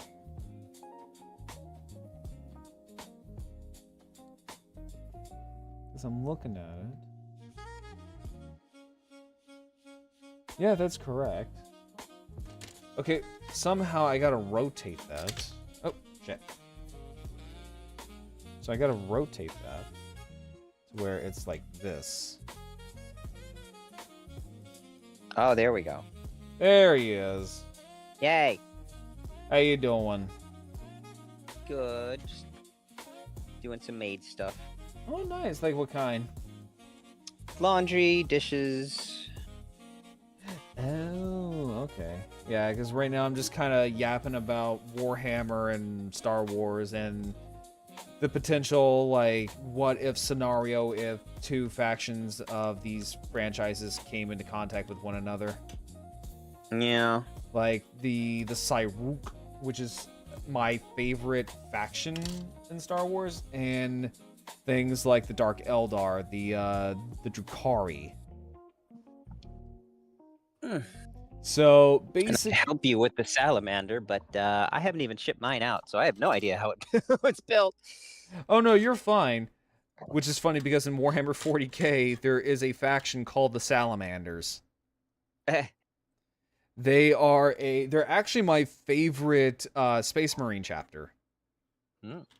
So Salamanders, they're the Space Marines that are decked out in like dragon scales and flamethrowers and have like dragon motifs on their armor. Cool. And they're from a planet called Nocturne, which is just a heavily volcanic planet where they do have dragons rolling around. Like actual, like legit dragons. I mean, those were always cool. To the point where their Primarch, Vulcan, challenged the God Emperor, saying like, if you're my father, we're going to go out and try to see who can kill the biggest dragon with our bare hands. Of course. There's the only way to settle this. Well, and they're also noted to be the kindest of the Space Marines. Wow, that's concerning. I say kind in quotation marks. Yeah, it seems so. So basically, so unlike a lot of other Space Marine chapters, the Salamanders do actually get to see their families once they become Space Marines. Well, it's because of their Primarch, their father, Vulcan. So you see, each of the Primarchs of the Space Marine chapters, they all are demigods. And each of these Primarchs embody a aspect of the Emperor, who is their father, who created them. So each one of them has a piece of his personality. Well, Vulcan kind of has two. He has two traits of the Emperor. Hey, Akin, how you doing? Yeah, we're building a Zoid. So Vulcan inherited the Emperor's his immortality, so he is what is known as a perpetual. So he, technically speaking, cannot die. And also he also inherited the Emperor's humanity. Oh, that's good. Because what Vulcan believes in is that the Imperium is only as strong as its citizens. So the Salamanders go out of their way to save and, you know, be on level with the common citizen of the Imperium. That doesn't sound so bad. I mean, for Warhammer standards. And the reason why Vulcan wants his sons to visit their families is to remind them of their humanity. That sounds actually very wholesome considering the universe we're talking about. Yep, and then the Salamanders came into contact with the Death Corps of Krieg. Which is my favorite, not chapter, but they are my favorite faction in the Astra Militarum. So, the Death Corps, they are World War I Germans personified. Not World War II, but World War I Germans. Well, they're World War I, and they're the embodiment of World War I, but they're based off of the German Sturmtruppen. The Stormtroopers. Did they get the meth chocolate? They have the gas mask and everything, yes. Nice. The Death Corps are almost entirely the exact opposite of the Salamanders in terms of their views. They see humans as numbers. They do not give a rat's ass if you croak and keel over. You will be replaced by someone else. You are not special. Well, and I love that about them because they just don't care. It explains why they have a stormtrooper mentality, because to them, they serve the Emperor, they serve the Imperium as a debt. As their way of atoning for the sins of Krieg, which caused a civil war that lasted about 100 years. I see. So what happened was that on a world, the Salamanders were supposed to work with the Death Corps. The Salamanders, being the Salamanders, are like, hey, we're gonna go in, we're gonna save the citizens. Do not bomb, do not shell this building. We are trying to get civilians. The Death Corps were like, okay, that's fine. Hold my beer, please.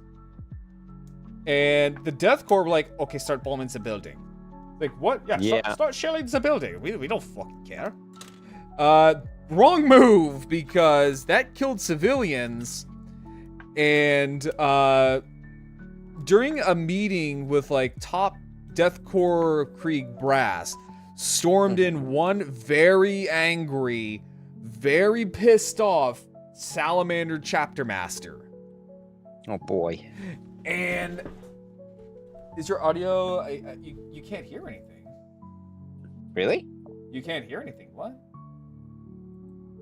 Hang on. Properties. You can't hear anything, really? Hang on. Because my mic over here says it's perfectly fine. Alright, I was here, let me... Is my music too loud? My music too loud?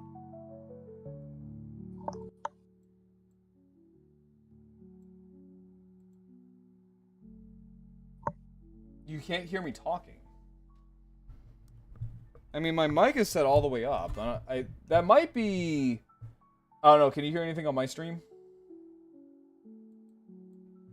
I don't know, can you hear anything I can hear something on the stream, so yeah, I can hear you twice, so it's going through. I don't know, can you hear I can hear something on the stream. Yeah, no, like, yeah, I think that might be a you thing.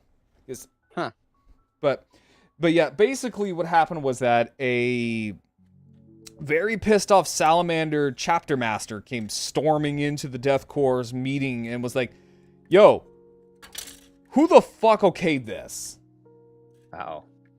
And nothing says, oh shit, like a very pissed off, 8-foot tall man clad in green dragon themed armor with jet black skin and burning red eyes.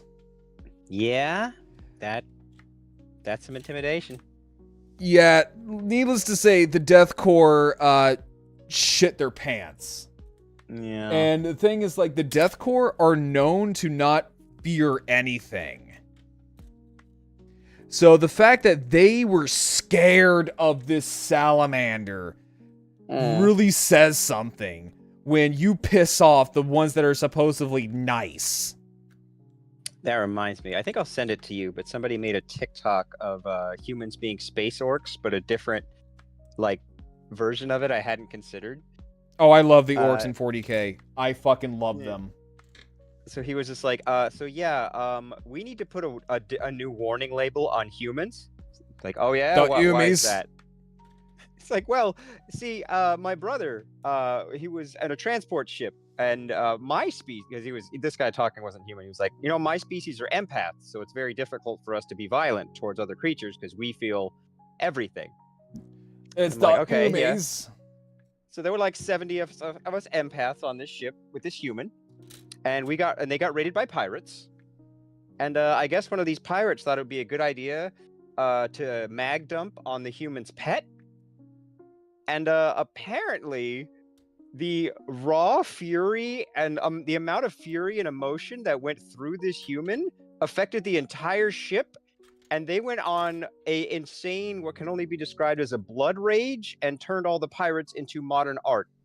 Yeah, that sounds about right. And they could not be calmed with or reasoned with as some kind of rage-filled hive mind for like 12 hours. So we wanted to put a warning label on humans. Yeah, that sounds about right. Oh yeah, the dude just went Super Saiyan and it affected everyone. Honestly, that sounds about right, if I'm gonna be honest. Like, oh yeah, I hadn't even considered that empaths could just be overridden by fury. Yeah, there's I mean, like, there are things back from ads and you're back. Yeah. Yeah, no, like, there are some Space Marine chapters that are considered to be nice until you royally piss them off, like the salamanders. Well, I don't know, except if you're an Eldari child. You just get a flamethrower to the face. Because that did happen. That actually did happen. Vulcan was, I guess he was on like a mission or something like that with a guy that he considered his friend.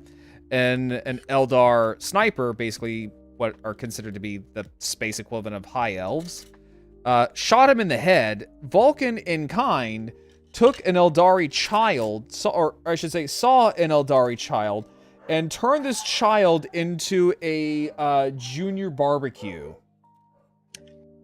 Wonderful. Yeah, you do not piss off Vulcan. And the thing with Vulcan was that, so there was a thing. So his iconic weapon is a hammer. And this will hang on real quick. Sorry, the dogs are going nuts.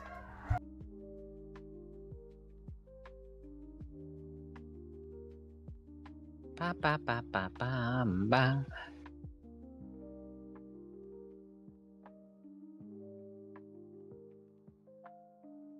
Ba ba ba. Da da ba. This is now a Phobos stream. We're gonna run a crypto scam.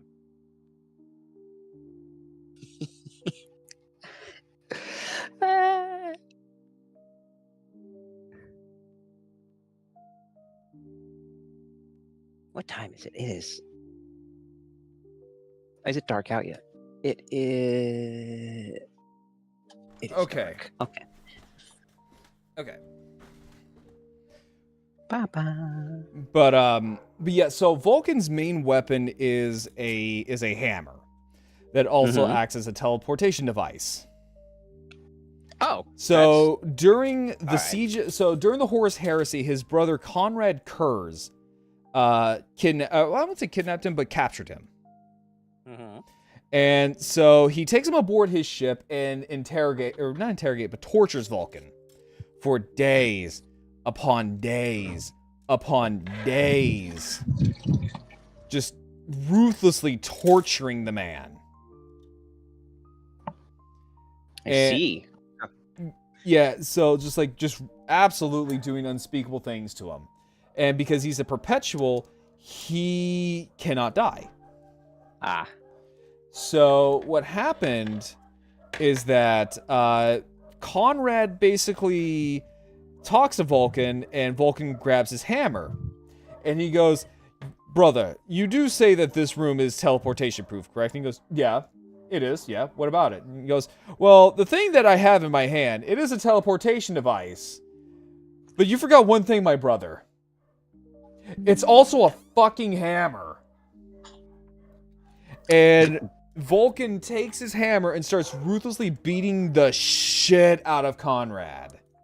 Nice. Before he just fucks off. Again, I love Vulcan. And like, no matter how many times you kill this guy, he pops right back up. Mm. And he's just like, you know what? I'm okay. I'm good. Yeah. Oh, speaking of the flamethrower thing, for you here in the audience who aren't familiar with Salamander, it has a flamethrower. It does. Which is... And also, flamethrowers aren't particularly good against enemy Zoids. You know, fire, robots, it doesn't do all that much. Does great things against meat people, though. Yeah, I feel like that is solely meant for infantry. It is exactly meant for infantry. That is horrifying. Yeah, like fire does some things to Zoids. Like you use it enough, it can be useful, but like it's way more effective against things made of meat. God, the dogs are going nuts, and it's all because of the snow plowers that are coming by. I cannot get them to shut up. I feel like there should be more Zoids with flamethrowers because there's not enough. There's Salamander. There's the Commander Shield Liger has a flamethrower. There's also Dead Border. Dead Border has a flamethrower? That or it's got an acid gun. I know it's got one of the two. Yeah, it probably has acid guns. I'm sure some of the dragon types have a flamethrower. I feel like there was another one that I'm missing that was obvious, but yeah, I feel like there's only a small handful that use fire. It's weird. Yeah, well, I mean, it's not weird. They're supposed to be killing other Zoids, you know. They're supposed to be killing other Zoids, not, you know, infantry, but Lord, like, God help you if you are an infantryman on Planet Z. So even in, like, the NJR era, like, the vast majority of Zoids of forces were still attack Zoids, which are, like, little combat Zoids that are open canopy. So, like, fire's very good against those. I could just imagine this being like, what was it, like, All Quiet on the Western Front? Where, I don't know if you've ever seen the movie, where it's just the tank infantry rolling in. But instead of that, it's just these salamanders just swarming, or just, like, dive-bombing in. Yeah. Just breathing fire down on the poor innocent sons of bitches that are unfortunate enough to get under their wings. Yeah, I mean, innocent is... Hang on real quick. Sorry, really my relative dog's term. going nuts. There are no good guy factions in Zoids in the audience. All three of them are bad. Don't let Helic propaganda fool you. They're just as bad as the other two. Much like 40K, there's not a good guy. There's just crappy guys and more crappy guys. Pick your poison. What is it, Leo? Meow. Well, what else? Oh, poor baby. My cat is making sad meows. I think he misses his mama. Poor baby. Why do you have Smoker's voice? You're an awfully small cat to be. You sound like you smoke. Oh, there you are. Okay. No, my dog's just being way too rowdy tonight. Okay. Yeah, I don't know how this is supposed to go. So Yeah, I'm like not shipping mine out. I think I have like 160 days, it said in the private warehouse. you do, yeah, with HobbyLink, yeah, you do. Yeah, so it's like, well, I don't have any money, and I really need to buy a PC and a proper VTuber model. So I'm like, just leave it there. I don't need the new salamander. It's there. And plus, I'm building it. Yeah, and I'm like, I don't, I have the motorized ones if I really need salamander for something. Yeah, and this part of the instructions is really confusing. So, okay, so this little piece is supposed to go. So this little crook is supposed to go in this way, while I'm wondering if I have this mixed around. Well, I mean, like I've now mixed these around so many times, but I don't know. It's really confusing. Because you have this little crook, and it's supposed to go in this way. Whereas, oh my god, these fucking dogs! I swear to God. Nanook's in timeout right now because he's in my room because he can't really behave himself. What is it, Leo? Why are you being so snuggly? Yeah, these dogs are just going ape shit tonight. Sometimes I miss having a dog, and then I go to people's houses that have dogs, and they jump all over me and slobber all over everything, and I'm like, that was enough dog for today. That was enough dog. No, like Nanook here, he's a lot of dog, and right now he's got that FOMO because he sees the other dog, or he hears the other dogs going nuts. He's getting antsy because they're getting antsy, and it's just like, no, you can't behave and you can't be quiet, so you're in here now. Domino effect. Well, yeah, it's mainly just the domino effect and the fact that we got snow plowers coming through and trying to get rid of all the snow because it's been snowing literally all fucking day. Oh, really? I mean, it's nice out here. I was actually out in the desert today watching the truck races. I wish I could see that because I am quite fucking tired of snow. Yeah, that's you'll have to come out here. We have truck races here every January or February. Oh, that sounds lovely, actually. I'm not gonna lie. Yeah, it's fun. Let's see here. Yeah, because this whole wing assembly is just weird. Because Leo just sneezed on me. Let me see here. So if I'm looking at this, so this is going to be left. And this, I believe, is going to be, by the looks of it. So I'm trying to go off of what it says in the instructions, and so I'm guessing that's left. It's just these are so weird. So far, like, this whole entire build isn't bad. Like, I actually genuinely like this build. There is some little areas I'm just like, why is this here? Just because it's just detail for the sake of just having detail, like on the wings. Like, so these little pieces right here,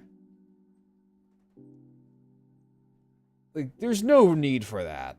Like, this is fine on its own. Like, you can have like little blue parts and stuff like that, but just having like this little gray part, it's like, why is that there? It's like, why is that there? It's just there, just for the sake of it. Just for the sake of it. I mean, it looks cool. But no, like, being an infantryman on Z would be terrifying. I was actually very happy to see in Zoid's battle films there were a bunch of dudes just running around. Yeah, and some of them were using weapons that normally you wouldn't really be using them as like a full-blown, like, full auto rifle. Yeah. Like, there was like some people using, like, you know, clearly bazookas and shit, but they're using them as like just rifles. It's like, no, that's not how that shit works. That's not how a bazooka works. Like, why are you using bazookas as a rifle? hip fire the bazooka. It's like, stop it, that actually hurts. But no, I Leo, was what saying, are you doing? but I was saying this in chat, I was saying this to chat earlier that I feel like if we get an HMM Deathsaur, then we'll definitely get an HMM Ultrasaurus. I mean, most likely. I wouldn't doubt it. It seems like we're gonna get an AZ Ultrasaurus. Oh, we definitely are. Yep. That is definitely an Ultrasaurus's gravity Oh yeah, cannon. that's the gravity cannon. I'm not fully convinced that that means they're going to include the gravity cannon. It might just be being cheeky. I think they will. Because the cannon is, I mean, I have one. It's massive. Oh my god, Nanook. Okay, hang on real quick. Leo, what are you doing? Why are you being so needy?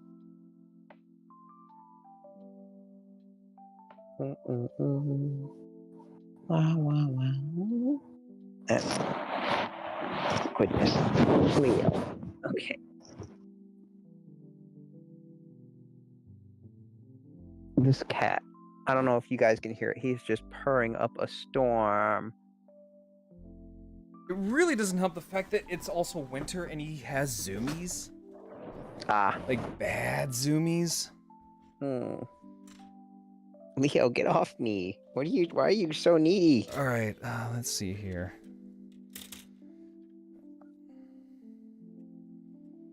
Swear to God, these wings. I'm trying to be very, very delicate with these wings. I'm trying to be very, very delicate.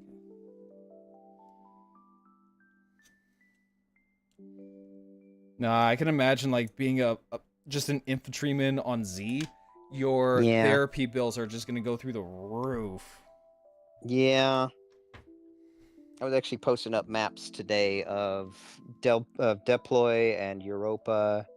Well, I'm just thinking though, because it's like seeing like these giant robot animals just thunder across the battlefield, turning your buddies into, well, really nothing that you could put in a casket. Yeah. That has to do an absolute murder on like your psyche. Yeah, I mean, it must have been an interesting conversation on the Globally 3. Like, aha, because half the crew was like, "Oh no, we shouldn't land here. Look at it. Look at it." It's just deserts and like giant robot dinosaurs. Someone's just like, "Yo, you had me at fucking dinosaurs." Like, no, it's a hellhole planet. Like, dude, we've been on this ship for 200 years. It's Earth enough. What do you mean it's Earth enough? It's like, wait, hold up. What do you mean? What do you mean it's Earth enough? Do you not see the giant dinosaurs downstairs? It's like, bro, I don't fucking care, man. Do you see the heavy metal readings on this thing? They're propelling these things in the air with magnets. There's so much heavy metal on this thing. Honestly, walk on it? Honestly, I love that because it's literally the closest thing Zoids will ever get to just wah energy. and I'm so here for that. Basically, wah energy is, I don't know if you know anything about, wah. No. It's what the orcs in 40k shout. Oh. Basically, orcs in 40k, they go by wah energy, which means that if enough orcs believe in it a whole lot, it comes true. Oh, I see. It will work. Machine spirit? No. They don't need no machine spirit. That's pathetic Umi talk right there. No, they go off of the belief of Gork and Mork and pure Wah energy, where it's like they genuinely believe like if you paint your vehicle red, it will go faster. I mean, yeah, of course. It's just common sense. Because red is the fastest color. Yeah. Everyone knows they this. paint their explosives yellow. Why? Because orcs truly believe that bombs explode more if you paint them yellow. I mean, yeah. And I love that about them. Like, I believe there was a story where two orcs ships are just passing each other in the void. And one orc says, one orc captain talks to another captain, like, "Oi, how come you're breathing without any windows?" And the other orc's like, "Oh, damn, you're right." And then they all just died.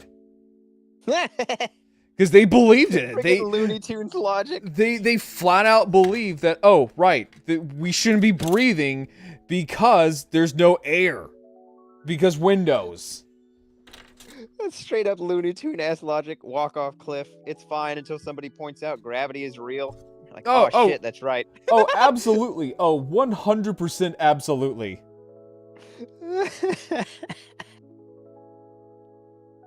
Or it's like the guardsmen running out of ammo and they yell bang. And the orcs believe that they got shot and they keel over and die. I love orcs. I genuinely love the orcs so much. Because they run on basically Looney Tune logic. And the best thing about them is that they're all Cockney. Oh. They all have Cockney accents, and they all have the mentality of, like, sports jocks. Fantastic. Oh, they're funny.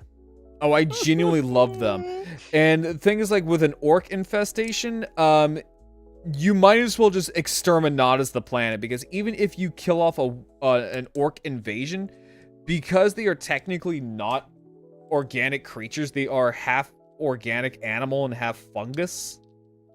Oh, yeah. Even if you kill an orc, they release spores that go into the ground and pop out more orcs. Ew, I don't like that. Well, they don't pop out as orcs automatically. They start off like that, but then once it progresses, they start popping out like Gretchlins, Snotlings, Squigs. I guess that's one thing I'm glad Zoids hasn't delved into is, I mean, technically the Zoids themselves are more akin to weird coral or fungus than actual. Oh no, I was talking about like the Magneser wind or whatever it's fucking called, Magneser wind. Yeah, they use the Magneser shift to fly. It's just magnets. Yeah, that's basically Wa energy, where Zoids just kind of yeet themselves into the sky and are just flying on magnetic winds. Yeah. Every airborne Zoid or flight compatible Zoid just does that, and somehow they are able to fly at like Mach speed. I mean, I immediately believed in Wild Zero when the first gen people from Z on Earth needed like special breathing masks, and I'm like, yeah, I bet you came from a hellhole planet to a planet that's not that much of a. Yeah, there's probably some adjustment there. Seriously, You probably got used to living on a heavy metal laden hellhole. Seriously, what is up with these wings? All right, I'm looking at these. So this makes no sense. Because I'm reading the instructions. I'm reading these instructions fine. Let me see here. So I'm looking at this. So I'm trying to build the right wing. So the right wing, you have your crux, and the crux of this, because I'm looking at this here. Sorry, you probably could see my hair.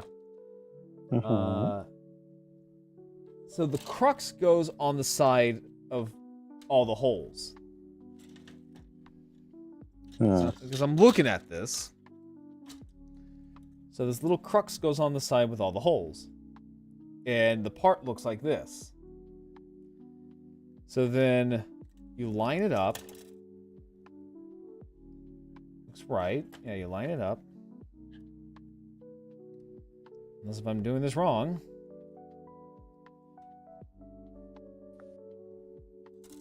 Let me see here. Yeah, no, that's right. So you line it up. Like so. And then you grab this piece, so you fold that down Like so.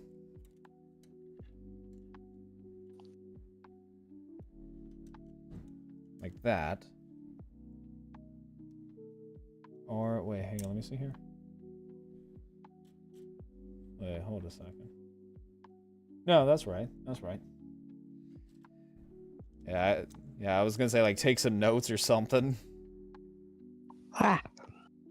So, okay, so this piece is facing the cap. So this is correct. So this is correct. How this is going about. This is fine. Like, how that looks, this is fine.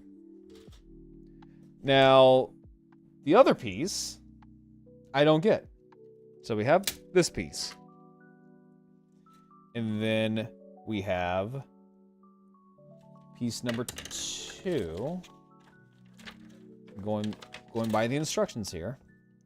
So piece number 2, the crux over here goes on this side.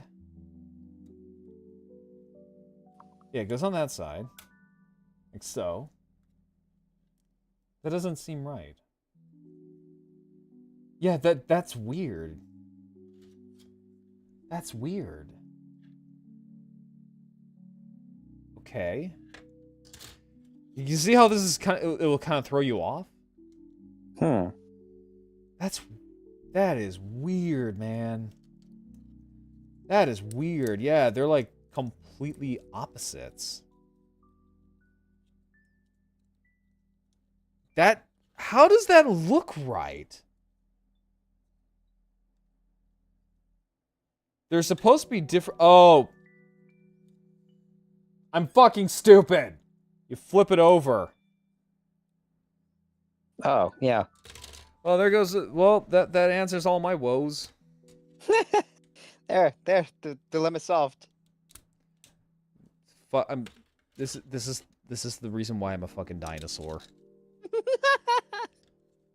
This is why I'm a fucking dinosaur. Look, it's not your fault. You're a dinosaur. Salamander is not. You know, the weirdest thing is that this thing is a pterosaur, right? I mean, it's an 80s anatomically wrong pterosaur, yeah. But, like, it has a lot of attributes that scream, I'm a fucking dragon. Yeah. I mean, it's literally called a salamander, it has a flamethrower, and its overall anatomy is that of a wyvern. This is this should be a wyvern. It should be. But no, was it like Gungiardos is labeled as a wyvern. Gilvader is a wyvern, apparently. Yeah, but those are proper 6-limbed dragons. That's a 6-limbed dragon. This is a pterosaur. Wyvern. Even though this is built more like a wyvern. Yeah. I mean, to be fair, like, for a while, people thought dinosaurs were just weird dragons, so... No, except for pterosaurs. No, actually, except for pterosaurs. During the 1800s, when pterosaur itself was discovered, they thought it was a bat. I mean... They legit have artwork. They legit have artwork of pterosaur as a bat. They legit thought it was some long-necked, fox-faced bat. I mean, that's not terribly incorrect. It's not. No, that's pretty wrong. That's on. I like, mean, it is a giant bat lizard monster, I suppose. It's on like a whole nother level of that's not even close. I mean, we didn't know at the time what the hell these ancient monsters were. We didn't know that dinosaurs were giant bird monsters. Well, to be fair, but like you could look at the skeleton and go, oh, you could. I mean, like if you sat there and said like, oh, it's a bird, I'd be like, okay, well that's somewhere in the same ballpark. But no, they were like, oh no, it's a bat. It's clearly a bat. It's like, yes, the big webbed wing thing's the only thing relatively close to that we have is a bat. So we don't have anything like that. But it has a beak. This thing has a beak. This thing has teeth. It does have a beak. It has needle-like teeth, and it has a beak. Where on God's green dick is that a bat? There's no ears. The only giant flying webbed creature we have is the bat now. It's kind of that- phased I out mean- evolutionarily. I mean, true, yes. You know, it's kind of, you know what's actually kind of bizarre as shit, though? Hmm? Is how much convergent evolution is a fucking weird bitch. It is. It's odd. Like, I'm gonna be real, there are so many times where we've had monkeys. It's weird. We've had monkeys with vastly different animals. For the synapsids, we've had one. For reptiles, they have the trypanosaurs. Hmm. Which, if you've ever looked up what a trypanosaur is, you would think it's some weird sci-fi creature from Star Wars. It's a lizard. It's a reptile that has the hands of a chameleon. It has a giant thumb, like a thumb claw. It has a beak. It has a beaked head like a bird. The body of a lizard, and a tail like a scorpion. Yeah. They are bizarre as hell.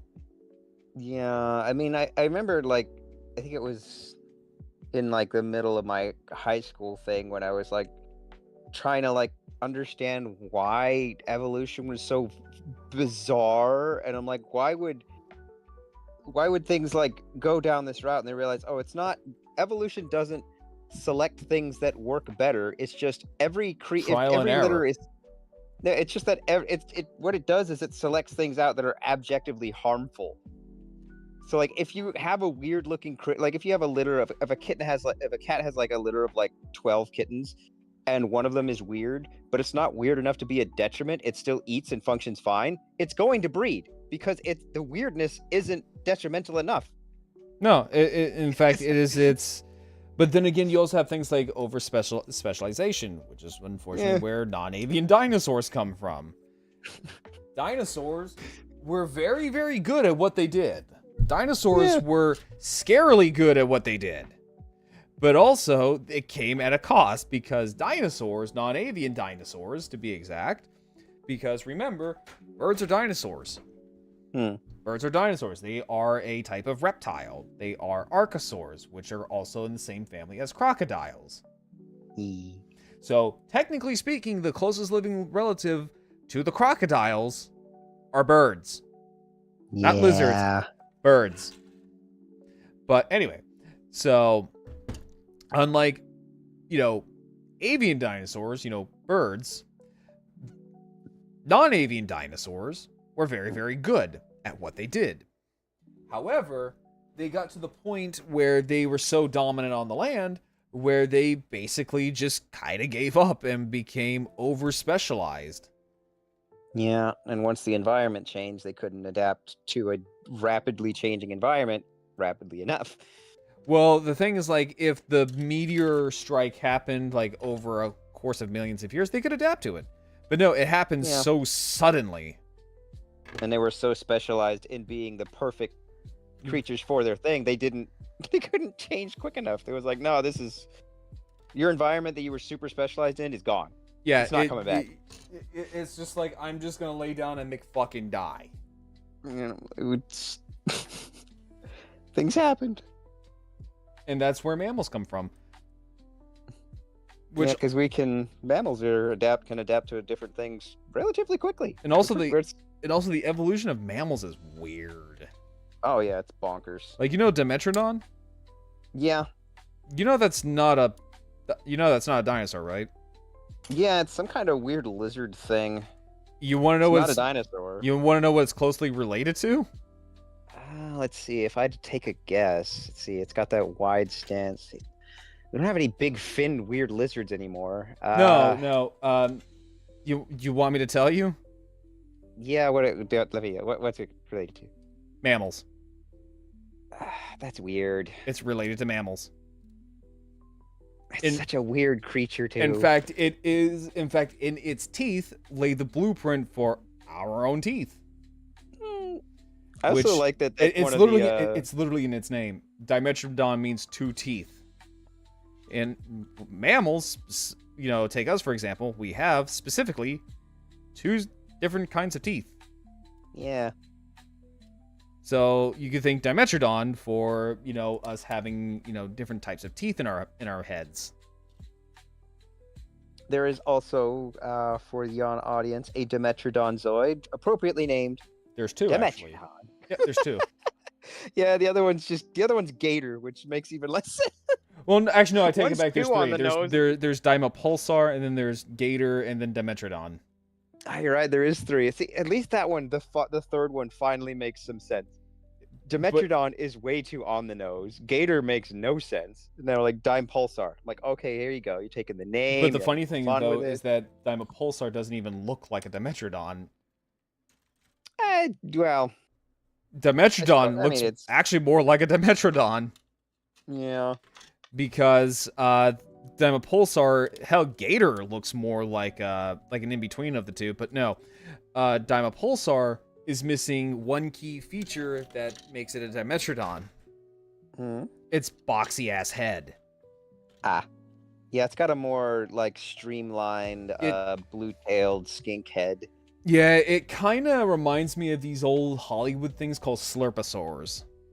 Which were basically alligators, monitor lizards, basically reptiles that the studio producer could find and would literally glue like a Dimetrodon sail on its back. All right then.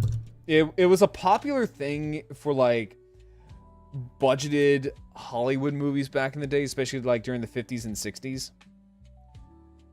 And unfortunately, they would actually make these animals fight each other on screen to the death. Oh, now it's not fun anymore. No, it's not. It's actually quite bad. Like, there are a lot of, like, these Slurposaurs where they would show them actually fighting one another, and it would be like a baby alligator fighting a full-grown monitor lizard. Yeah, thankfully, it was fully outlawed. Yeah, good thing. Did you paint the canopy, or is it just that opaque? Oh, no, I painted it myself. Oh, okay. I was going to say, that's really opaque. No, I painted it. Okay. I kind of ran out of the two things that I usually paint my stuff. I ran out of white scar paint, and I ran out of my little go-to Gundam marker that I use for my painting, which is, let me see if I can find it here. Where are you? Where art thou? Ah, here you are, you little bastard. I ran out of this. Oh, I see. So I had to use blood orange Ray Studio paint markers. I see. And I used my Mr. Hobby primer. So that's why it looks so deep. All right then. And I also used it for the core because I ran out of white scar paint. Because like how my cores look all nice and pretty? Yeah, you do those. Those are pretty cores. Yeah, it's white scar paint. The forbidden jawbreakers. Yeah, that would be this. And it's sadly all dried and cracked and stuff like that. But yeah, this is what I use. This is white scar. It's a layer. It's a layer paint. Oh, I see. And then I use this little number for the core. This particular Gundam marker. And Ray Studio for the nodes, or this little guy for the little nodes.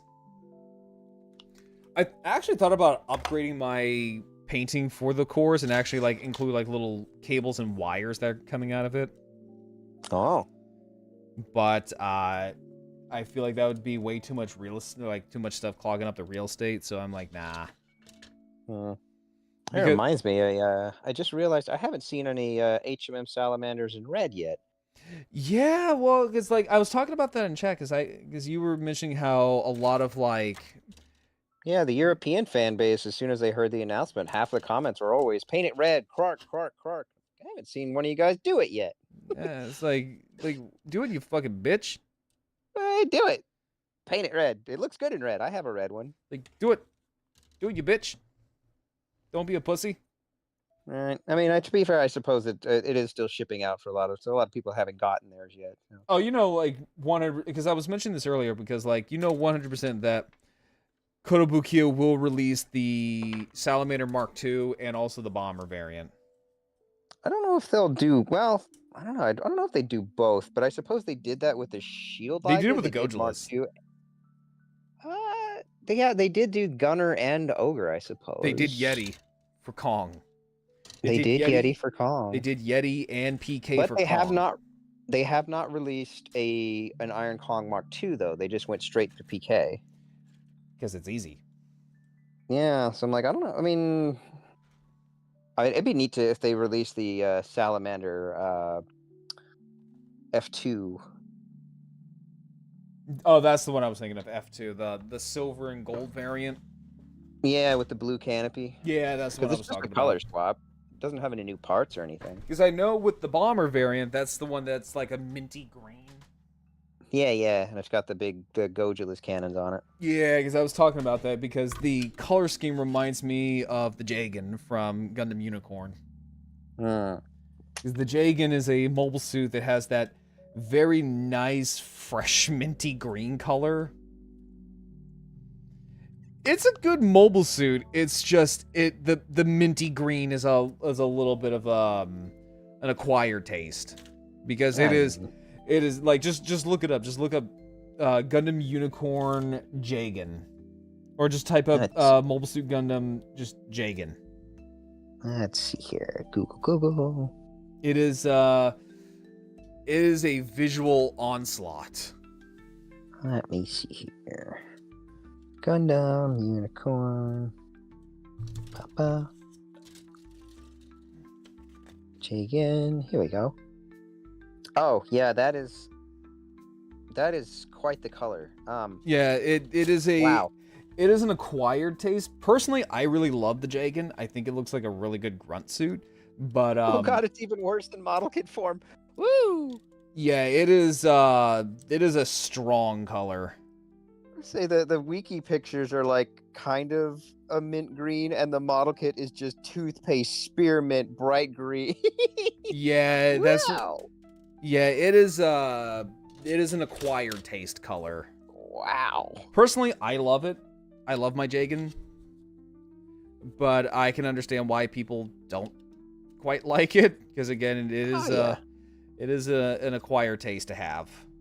Yeah, I could see painting this thing. I want to paint it at least like an army green. That way it's not, the green is not punching you right in the fucking schnoz. Yeah, oh yeah, here's one in like brown and dark gray. Okay, yeah, it looks... It's a good design. It's just not minty green. It looks great. I love how this thing looks. But yeah, that's I'd probably paint it. That is a color scheme. That's the best way to describe it. That is definitely a color scheme. Oh, okay. So just to kind of look at it, kind of look at this. So it looks like. So actually. Oh no, I had it right the first time around. I had it right the first time. So flip that around like so, and then you plug that in, like where'd it go? There you go. So plug that in like so. Also, I don't know if you noticed, but I also have like my Zoid outfit on. I do. I love the Zoid outfit. This is actually like my favorite outfit. Yes. I'm tempted to, because when I commission my VTuber model, I definitely want to do my usual outfit I'm wearing now, and my casual outfit of my oversized shirt and my dolphin shorts and my ice cream socks. But if I have the leftover cash, I'd love to do a Xenobus inspired outfit. Yeah, no, like I personally love the Gylos Empire outfit. That's why I went with this. Yeah. It is very snazzy. Oh yeah. It doesn't help the fact that I'm also very in tune with my German heritage, so this also doesn't help much either. Ryan, I uploaded a map of Europa. I just spammed it everywhere, and a few of the comments were like, Gylos and Helic were that close together? And I'm It's like, neither of these people are from Europa. They're just both invading the same continent at the same time. So yeah. So yeah, no, they like, you know, they were neighbors. Yeah, and I'm like, yeah, no, the reason they're both running there is because after the moon thing, there was like big magnetic storms, so Helic controls Delploy, but they can't rush over straight to Nyx because there's a big screwed up ocean in between, and same reason Nyx can't just come over and invade Helix continent. So, but both of them went to Europa because it's got like a bunch of resources and weird stuff on it. It's like what? It's like, what's that shadow place over there? That is Europa, my child. You must never go there. Why? Don't ask. I mean, they briefly mentioned it in Chaotic Century that yes, they are on Europa, and they show the map of it, and they're just We got one. both sides believe. Yeah, both sides believe they have claim to it. Yeah. We have. It's kind of a shame we don't get to see the other continents in Chaotic Century. I would personally really love that. Yeah. But I can understand why. Oh wait, no, hang on, my bad. I'm stupid. I forgot. I gotta go pick up that piece. Great. No, I forgot one little piece. Uh-oh. A couple little pieces, I should say, and it's these little magneser.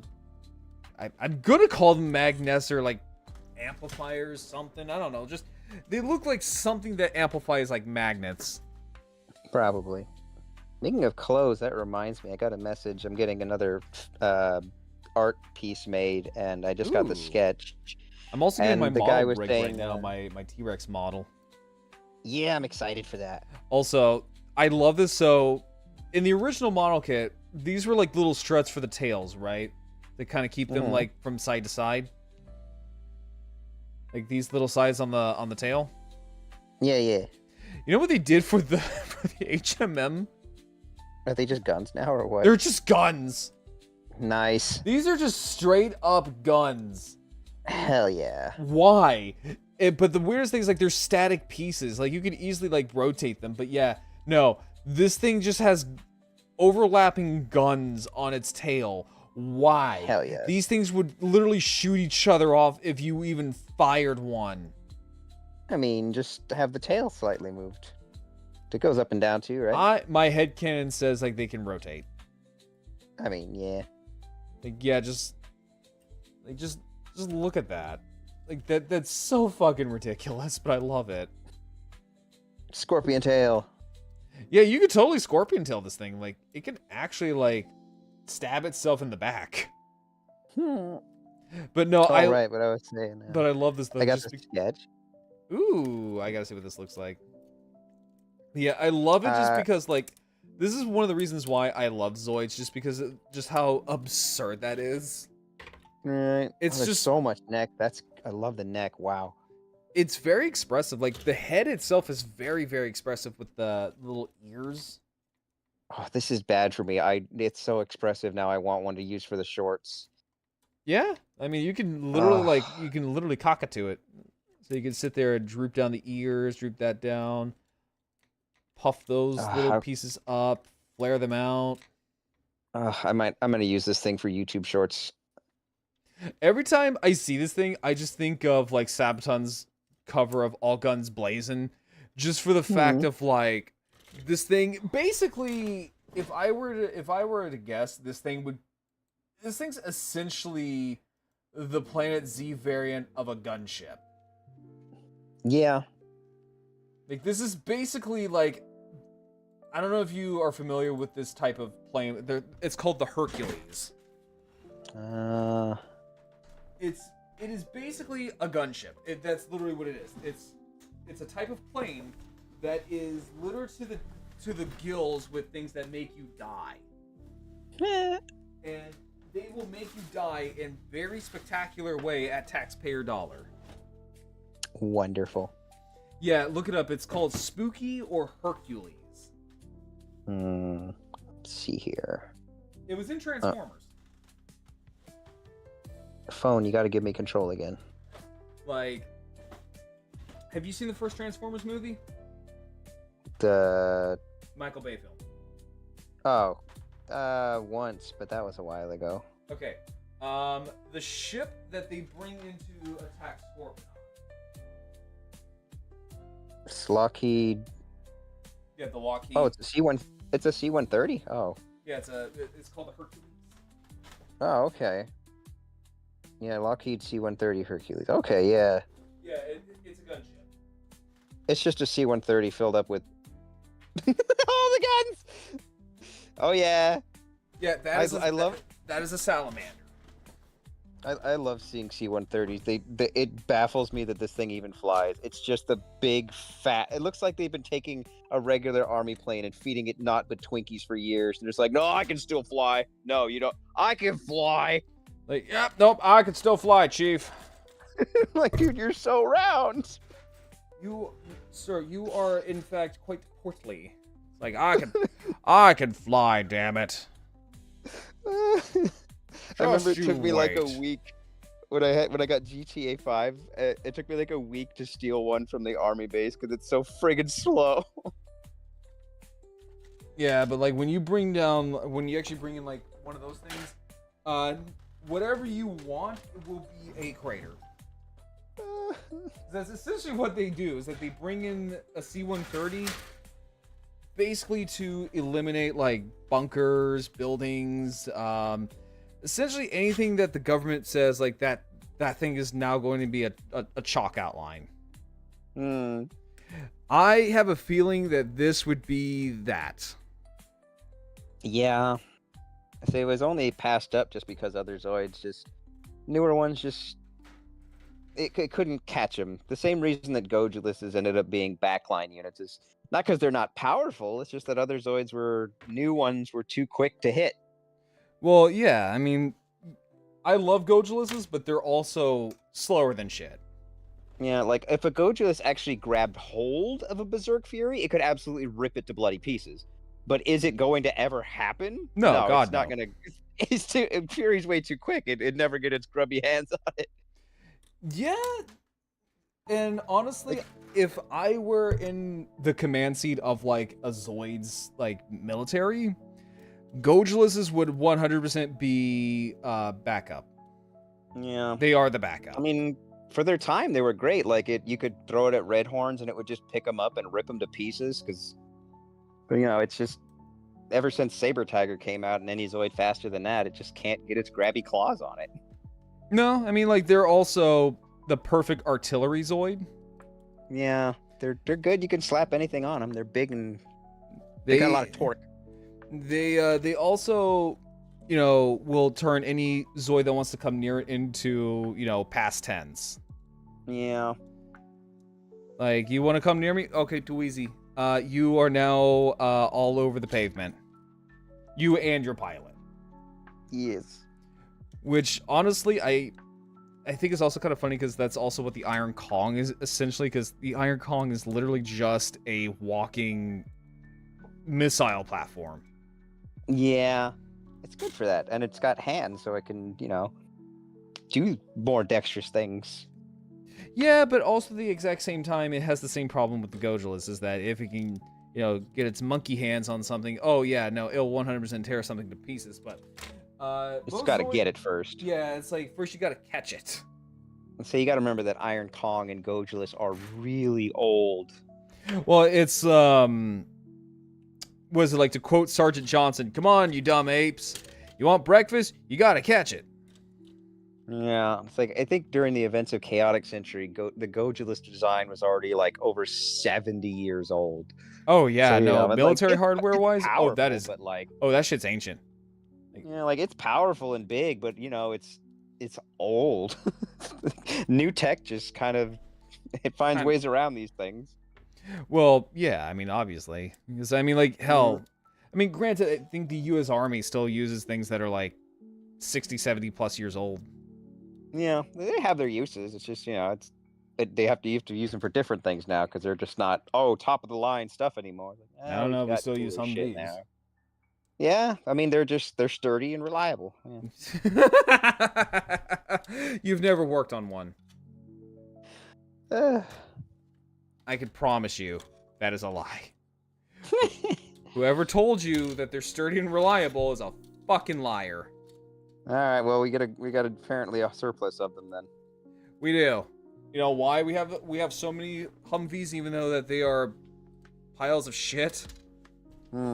Because they're cheap, baby. Because they are fucking cheap. There we go. They are cheap to make. And if you want to decommission a Humvee, well, guess what? Now you got a Hummer. Yeah. Yeah. Did you know that's where they came from? Yeah, I did. The Hummers are just they're just Civilian they're Humvees. They're just taking apart Humvees. Yeah. They're just old. Their chassis are literally just Humvees that just got stripped down of all their armor. It's like that meme that says, "I lost my armor." I was saying with the outfits, I got a sketch today for some art, and he wanted me to know which pose I wanted, but they're like both like very underdressed, and the comment was, "Hey, just let me know what kind of pose you want. I'm not really focused on the clothes, and I'll do the details when you're happy." But looking back at that note, I'm like, does that mean you don't intend to draw clothes at all, or does that mean you didn't intend to draw clothes yet? I mean, usually like artists will sometimes draw like their characters as like naked Ken dolls. I mean, these are both waist up pictures, so I'm like, and it looks like both of them are wearing my white shirt, but it's unbuttoned. And I'm like, are you planning to draw me with anything else on at all, or is this doing just like oh yeah, just unbutton the shirt to show off the tummy? Like, you didn't specify if you intend to draw clothes at all. I'm actually, because I need to like talk to Eniel when she's done with my outfit, because I have like a couple of toggles that I want her to do for me, and also a shirtless toggle. Oh my.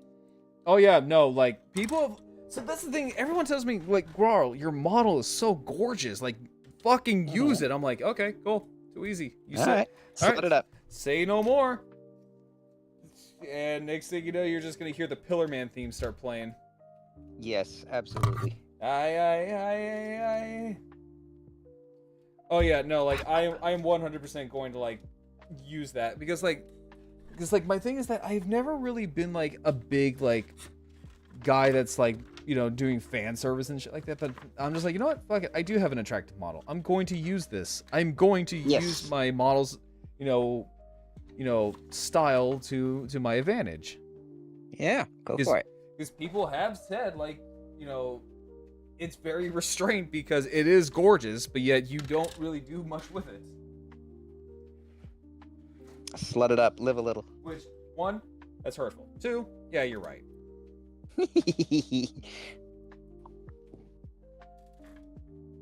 Man, where's Allie? I thought she would be home by now. She was supposed to be off work when the sun went down, and it's like 7. Yeah, maybe she's caught up in traffic. Maybe, because I know her, because it's race weekend, and I know her boss wanted her out there selling T-shirts and stuff. Oh, she work at like the stands or whatever. Yeah, they set up a stall out there with their truck and all. They're just selling a bunch of merch to the people out there. Oh, okay. Yep. Normally on Saturday she only works till 3, but since it's race weekend, she's out in the desert. Oh, okay, I got you. Let me see here. All right, so with this, we're gonna take off the cannons, and then it's this one right here. Yeah, I think you'll probably like this one. Oh yeah, I mean, I expected I would, cause once I heard Catfish was in the development team. Yeah, you mentioned her before. Yeah, she's been helping Kotobukiya. She helped design the Liger Zero X armor, the she's the one that kind of pulled them out of their asses. Yeah, I think she was like, we need less pieces and more, more function. And I'm like, yeah. Genuinely, I could fucking kiss her because Jesus Christ. Right. I was like, yeah, and I mean, I knew her from before that because she used to do Wonder Festival stuff. She made the Hydro Shark. She works at 52 Toys. She's really nice. Oh, is she? Oh, she's super nice. And like, I messaged her because I made that video after Salamander got announced, and I told everybody that she was involved, and then I messaged her on Twitter, and I was like, I name dropped you. I hope that's okay. And she said like, "Oh, it's an honor to be name dropped by like the most famous Western Zoid promoter," and I'm like, That's funny. "Is that what you guys think of me over there in Japan?" She's like, yes. Oh, like, oh, I didn't know anyone in Japan knew who the hell I was. Honestly, if that were me, I would be fucking pissing my pants. And I was like, yeah. Senpai noticed me. Let's see here. Oh, okay, so I just dismantled that wing for nothing. Okay, cool. No, like, genuinely, that is a fucking high honor. Right? I was like, oh, I didn't know they knew who I was in Japan and thought highly of me. Because, I mean, we're not exactly their target fan base, so. Well, no, but still, like, hey, you know, a win's a win. Oh, absolutely. I was like, yay. That's kind of how I see it. Like, hey, you know, take it. Absolutely. Like a victory is a victory. All right, so that's what I always tell my troops. Like, celebrate the small things. So take that. One day they will notice me. Nah, probably not. And I'm fine with that. Ooh, damn, these are big. Shit. Also, I think I picked the wrong time to really wear all of my thermal shit. Damn, it is hot as shit in here. Yeah, these are the wings. That is huge. Jesus H. Christ. You can actually spread these out even more. But if we want that nice little silhouette... Damn, that is big. So we want that right there. And honestly, the lead belcher paint actually works a lot better. There we go. Damn, that is huge. All right, I'm gonna fold in the wings like so. Yeah, I'm gonna fold in the wings like so. We're gonna tuck that off to the side. But no, honestly, I could fucking kiss her right now just because, like, she is the reason why I'm just like, I am loving my little hobby instead of screaming into the sky. Why am I and regretting my life choices? Sorry about that. I'm back. I had a phone call. That was Allie. No, you're fine. No, I was just showing off the wingspan. Oh yeah. Say, did you put? No, we you haven't put it on the back yet, so we haven't got an official measurement. Do you have a tape measure? I don't. Well, I might, but I don't know where it's at. It's in one of those boxes. But yeah, that is one of the wings. That is big. And then you can fully splay that out. For you, chat, currently the largest wingspan of any Zoids model kit is a tie between HMM Salamander and Gilvator at 19 inches. This looks like it's going to beat it by a good bit. Well, I mean, I do have a Titan class transformer. Oh boy. If that's any consultation. So that is Star Convoy. My goodness. Let me see here. Or Star Optimus. Do we have a banana for scale? No, unfortunately we don't. I mean, I have a... Actually, you know what? Hang on. I got a better thing. I do have my, like, big old jug here that's, like, I think, like, a couple of gallons. So, it's a good bit. Wow. Yeah, this looks like it's going to beat, this looks like it's going to beat Storm Sorter and Gilvy. Hang on. There we go. Now my thing got... Yeah, so it's... Uh-oh. Oh. Yeah, it's about, like, I want to say that's about, like, 2 gallons. Wow, look at that. Also, you see my little workout stuff there. Mm-hmm. Yeah, so I didn't know too much about fitness stuff, so I bought, like, a bunch of, like, fitness stuff. So I bought, like, fat burner pills and pre-workout supplements as well as like post-workout. Yeah, apparently you're not supposed to do that. Yeah, well, I mean, I don't know anything about. I just mean I've lost a lot of Oh, weight, and there's all my gamer subs.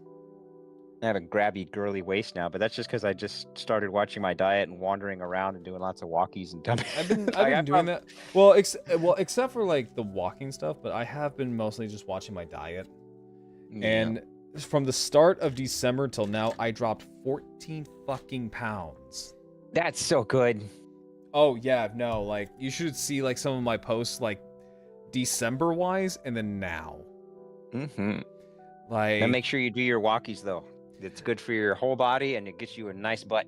oh yeah, no, I'm going back to the gym once my car is fixed because that's really the reason why I haven't really been to the gym for a bit. Yeah. So now that my car is supposedly fixed, now I can actually go back to the gym. I say supposedly because they really didn't fix the problem, but they kind of did at the exact same time. So I had a thermostat issue for months. Yeah. Months. I've had a wonky thermostat. And the problem is that they don't really want to examine your car without like a proper diagnosis. Which is fair, you know, that's understandable.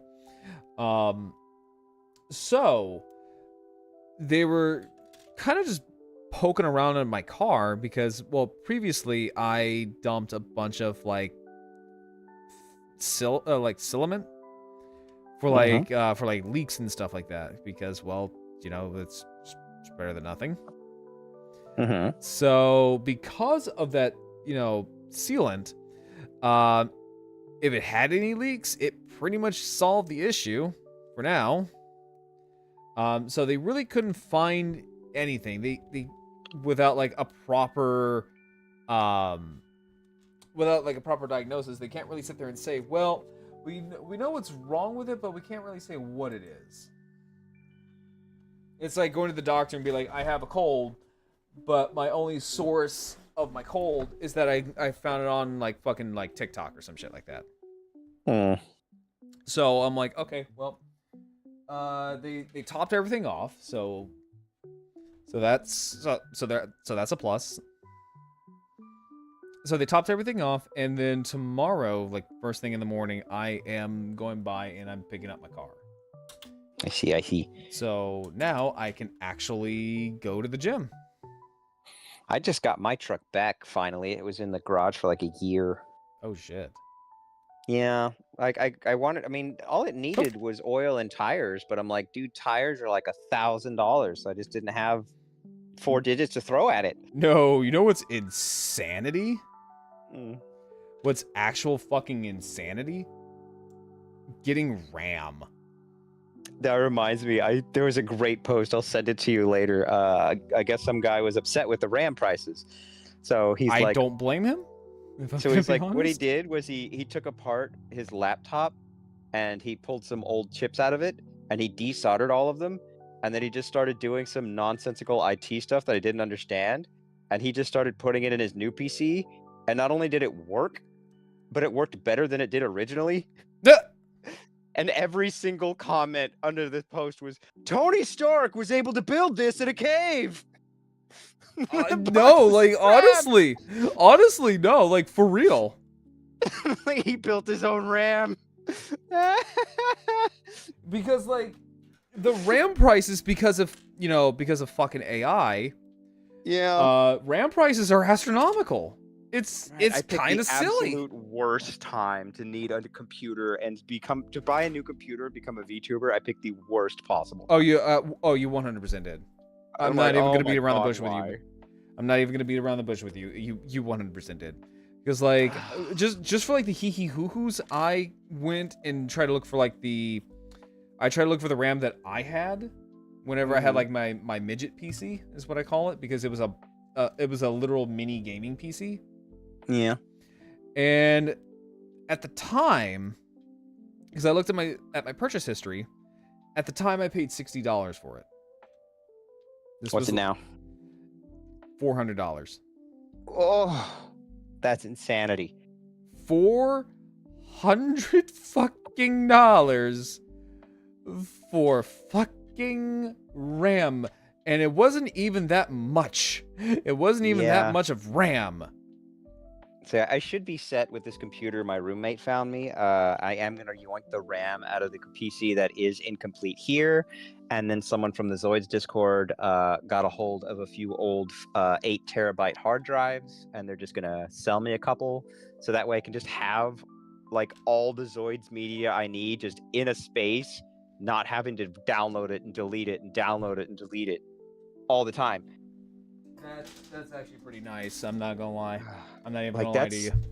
I think that's what's fried the Office PC I've been working is like it doesn't have the space, it doesn't have the capacity to do what I keep making it do. I have to keep downloading and deleting programs and files all over the place. I think I've just fried it. It's like, what are you making me do? I was Like, gonna dude, say, like, I don't know. I was gonna say I could kind of point to, like, if you still need like a gaming PC, I could totally like point you to the one that I have. It's not bad. So my roommate found me one for $1,200. Let me see Oh, that's what not it bad. exactly Well, no, was. that's about as much as I paid for mine. Let's see here. It I is. paid mine on fucking Best Buy, like Best Buy credit.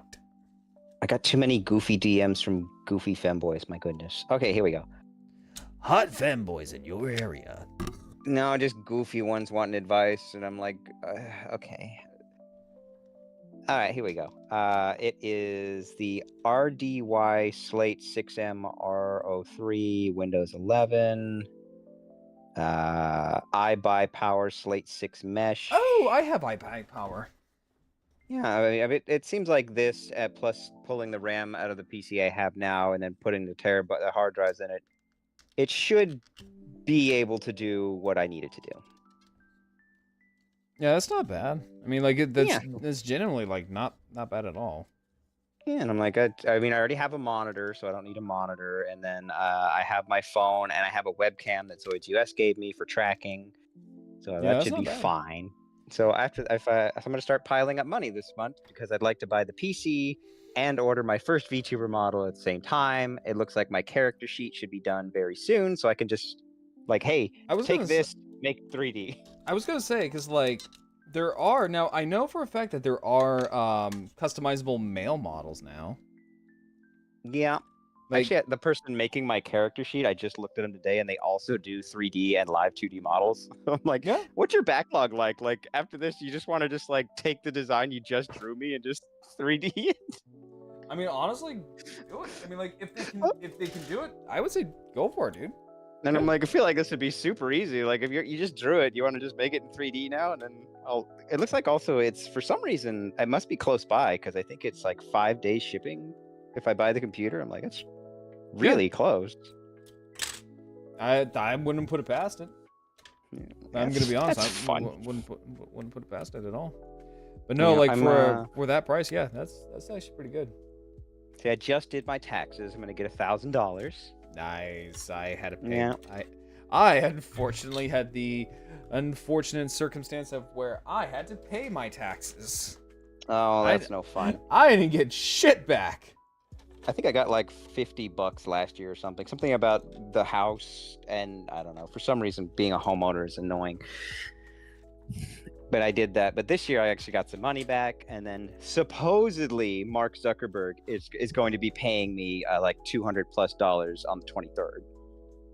Oh, supposedly. I don't trust Lizard Boy at all. It says I'm going to get that money, but like until I see that money, I'm not going to count on this being monthly income. I'm gonna be real. I don't trust anything that comes from reptilians. And I'm like, I don't trust Lizard Boy. Like, it says it'll be here on the 23rd. I'm like, and if this is a regular, like, monthly paycheck I can get from Facebook on top of my normal paycheck, that's great. But until I see the first one, I just assume Lizard Boy is lying to me. I mean, it's the same thing with me, with my boss. Because technically, since I'm in the army now, Trump is my boss. And he's like, I'm gonna send everybody a $2,000 dividend. It's for the tariffs, and it's like, great, yeah, that'd be nice. I don't believe it, but like, hey, if you're gonna pop it in my bank account, I'm not gonna say, I'm not gonna say no. And even if he wasn't, you're a federal employee, and I've worked a few federal contracts, and they are. I don't know. I missed out on one fucking dividend because technically speaking, on a technicality, I don't qualify for it.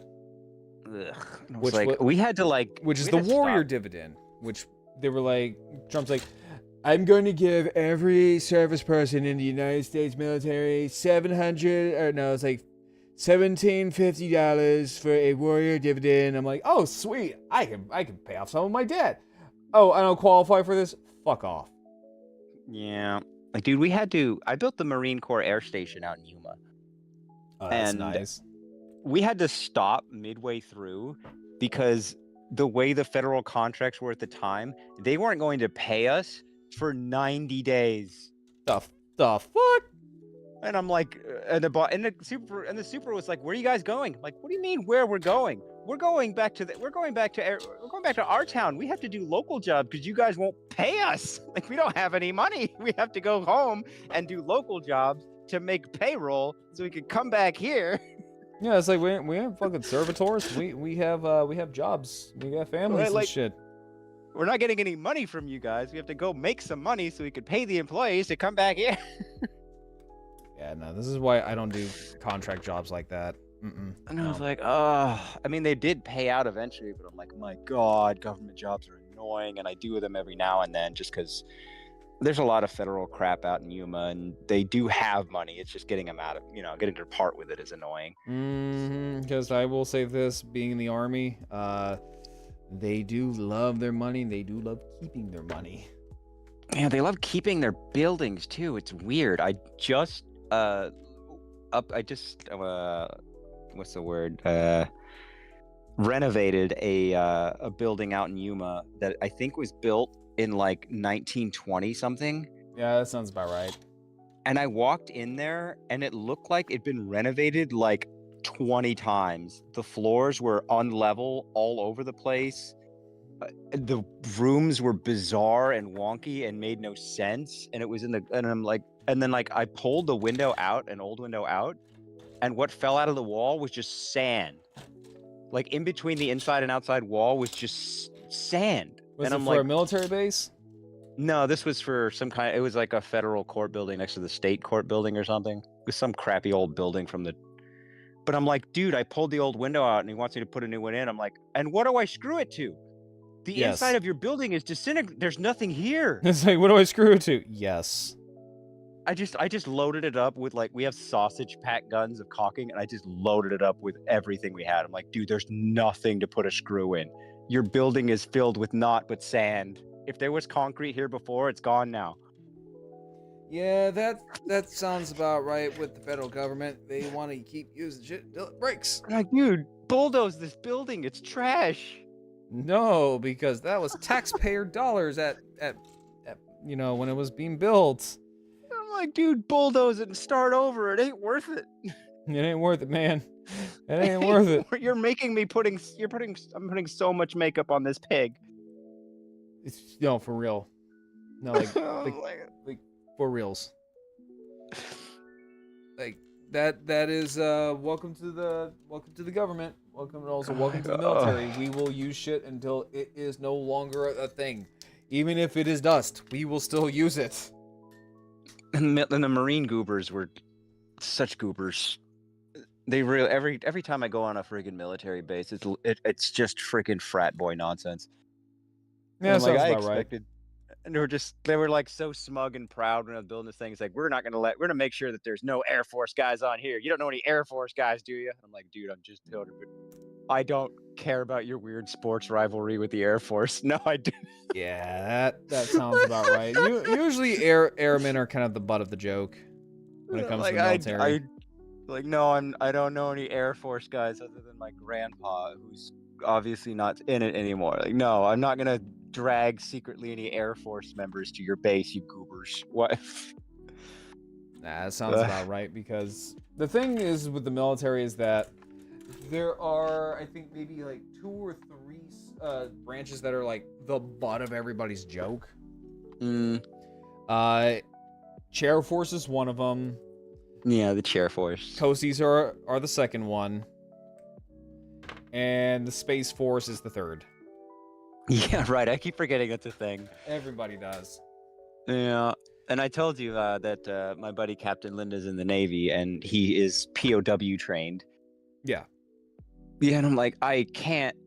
I mean, if I was in his shoes and my CEO offered me like, hey, we're gonna basically treat you like garbage and halfway torture you for 2 weeks, and you'll get a pay raise, uh, if you're POW training, you down? I'm like, pay raise? Hell yeah! Yeah, no, like But on the other hand, why did he offer it to you at all? You're literally a computer nerd. The closest you will ever be to front lines is you will be on a battleship or an aircraft carrier out in no, the middle of the ocean. that's why, because he's a And I'm computer. like, He's a techie. what do you? Who's gonna capture you? The enemy. Pirate? No, like if they know that you're a tech guy, oh yeah, no, you are high value. Who's gonna kidnap him in San Diego? Be surprised, actually. I'm like, dude, this is never gonna happen. Like, and even if it did, like, you are clearly not built for this. Because when I saw him, he was right after he was done, and he was so skinny. Because him and his little squad that were doing it with him they all got half a sandwich to start with, and then 2 weeks they were to fend for themselves after that because their CO was now their captor. Yeah, And sounds about right. And he was like, and I'm like, dude, what? Did you not find any food? He's like, oh no, we found food. We found one rabbit and we made rabbit stew. I'm like, dude, there were like 5 of you. You found one rabbit? Y'all are shit hunters. I hope I don't get captured with you because I'm gonna starve to death. Yeah, now that it's, You could. it doesn't sound like military POW. men. That sounds like it actually sounds like survival training. You found one rabbit? It's my dad had to do that, but also he was by himself, allegedly. But also my dad's also a pathological liar, so take it with a grain of salt. Yeah, I was like, I'm like, well, I'm not going to depend on you to feed me. Clearly, I'll find my own food. Honestly, that would be the best bet. I mean, shit, I could probably hunt a lot better than they can. All right. Oh, you would have been laughing at me yesterday. There were coyotes in the neighborhood. Oh, Like really in the like right at the edge of my property. They were cruising up and down the street. I think they figured out that we have stray cats and people keep letting out their little dogs. oh no. But the coyotes came in thinking that it was an easy meal. Yeah, but as I am now a homeowner and I have 4 cats and some strays that I take care of, it was now my job to wander as soon as, because he was like 10 feet from my property. So it was my job to go out in the street in the middle of the night in my ever so scary thigh highs and a rake and start banging it on the street. And be like, yeah, scaring off the coyotes with a rake. Which worked. The coyotes here are not very brave, but it was like, oh, I must look so intimidating to my neighbors banging this rake on the street in my ice cream socks. Like, yes, the coyotes are frightened easily, but they will be back again in greater numbers. Yes, the coyote's natural enemy, the femboy. Oh no, I was making a Star Wars reference. Yeah. It's have you ever heard that quote before? Was that about the sand guys? Yeah, the sand people. Yeah. Yeah, he's like, the sand people frighten easily, but they will be back and in greater numbers. Right. Somebody brought that scene up. I think it was last week, and they're like, "Yeah, Obi-Wan said this that they were frightened of the because we're wearing robes and stuff." I'm like, "Yeah, that would probably be because once upon a time Anakin came back in a robe and started slaughtering him in the ass with a laser sword." Well, that and also Obi-Wan used the Force to mimic the roar of the crate dragon. Yeah, like imagine like being like a member of these sand people things and like having like this urban legend like, oh yeah, about 10 years back, Pappy says that there was this dude in a black cloak and with a laser sword, and he just came in. He didn't say anything, and he just started slaughtering everything that he could see. Bodies everywhere. It's like, I didn't stop with the men, but the children. I killed them all. So if you ever see a guy, you see like a 6-foot-ish guy in a dark hooded cloak, stay the hell away from it. Oh yeah, I'm probably shit pissed scared of something like that now. It's like, yeah, no, I mean, to be fair, if I saw Darth Vader, I would shit myself too. Yeah, and be like, oh yeah, no, the robed ones with the swords, yeah, stay the hell away from them. They're just death walking. I think like he actually, if I remember correctly, he actually became like a boogeyman to to the Sand People. Yeah, I think he came back and just started killing all the ones he could find. I mean, he wasn't exactly in a great mood most of his adult life. Well, no, because most of his adult life was spent in pain, misery, suffering, and also emotional loss. Also, he had a lot of free reign to go out and slaughter things he didn't like. As you do. And he had some repressed emotions. He's like, well, I can think of a couple of ways I can work this out. Speaking of Star Wars, did you see that Kathleen Kennedy's finally fucking gone? I did, yes. Curious what this is gonna do. I really hope that the Mary Sue trilogy gets retconned. I have no idea. Because I know for a fact that George Lucas hated the sequel trilogy. I did like in the Mandalorian that they touched on the fact that after the events of the original trilogy, the remnants of the Empire think that Luke Skywalker's a fucking monster. Because they don't know jack shit about him. All they know is that his name vaguely popped up like right before the first Death Star exploded. It popped up again, knowing that he walked into a room with Palpatine and Vader and was the only one that walked out, and then nuked the second Death Star. All they know is he's some kind of horrifying monster that's just decimated their most powerful weapons with a sword. Well, yeah, I mean, I would probably think the same thing too. I mean, shit. Right. The events of the first Star Wars trilogy was what, like a couple of months? Like, they had like no intel on who the hell Luke Skywalker is. All of a sudden, he's just in mass wiping out everything they can throw at him in an extremely short time span. And they're like, what is this thing? There's just some monster called Skywalker out in space? Yeah, because I believe most of the Empire didn't realize that Vader was Anakin. No, they had no clue. So there's just this name, Skywalker, and all they know is he wanders around in a hood with a laser sword and doing wizard shit. Yeah, I mean, shit. If I were some Imperial, guy, and I heard about the shit, yeah, no, I'd be a little bit upset too. Right, like what? There's someone named Skywalker. He was there during the events of the first Death Star. It's probably not important. No, he blew up the second one, killed Vader and the Emperor. Okay, what? Yeah, it's like, well, there goes my entire livelihood. So we should like lay low, yeah? Because what is this thing and why is it hunting us? Like, who is this Skywalker? What do you mean he's a Jedi? I thought we got rid of those. No, apparently they're still alive, and he's, apparently the nice one. What do you mean he's the nice one? He's apparently a nice guy. Is he like associated with the Yoda? Oh, from the rumors say he found Yoda and possibly killed him. Oh. Yeah, it's like, we're gonna die, aren't we? It's like, yes, we are. He's just this Empire boogeyman just roaming around who knows where space. Seriously, what is up with this? Okay. Am I missing something here? No, seriously, am I missing something? Okay.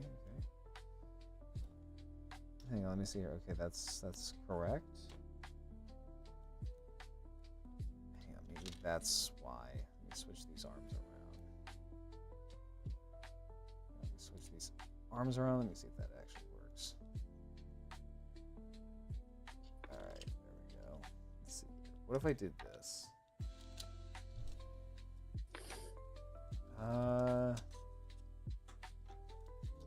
No? No? Still no. Why is this whole assembly a pain in the ass?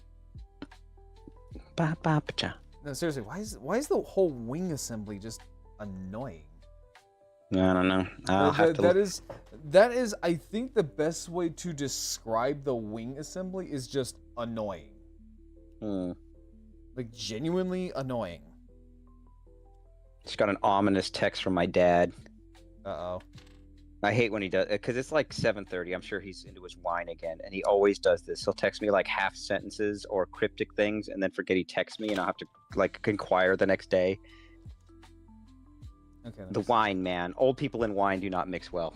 They don't. I'm gonna be real. He just don't. just may text me. You need to mom. Say, Like, say what? Right? Like what do you can't just text that. So I responded, did something happen? And he has not responded yet. Like, what do you mean you need to go see your mom? Why? What happened? Because I haven't seen her in a bit?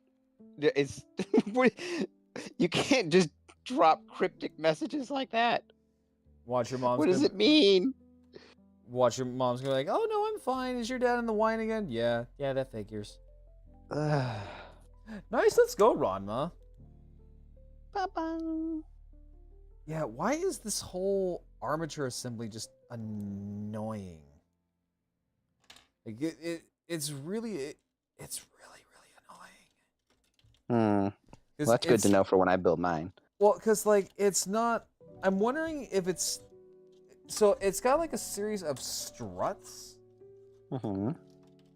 So it has like these struts in the wings, and I'm wondering if it's just because it's so damn big that the whole that's why it has like this whole like wing like armature assembly. Maybe. It doesn't want to go in. Oh right. Yeah, this year makes the 25th anniversary of New Century Zero. Sweet. Nice. Yep, aired on 2001, so that makes 25 years. Yay. Yeah, why the heck? Yeah, hang on real quick. Let me see this. Yeah, so and I'm wondering if it's just because like the wing assembly is just so massive. Because it is a pretty chunky set of wings, and it's for a model kit. This is some pretty heavy wings, so I'm wondering if it has these struts solely because of how big they are. And I lost the other armature into the void of the backlog. Hang on, let me see if I can find the damn thing, because I heard it hit a box.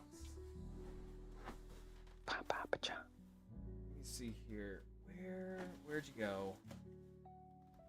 Where'd this little shit go? I heard it hit a box. Oh. It just went into my window. That's what happened.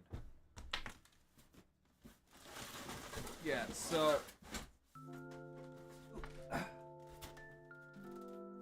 Yeah, so... It's got an interesting little wing setup, but also this is kind of annoying. Just because of the fact that, yes, these are very big.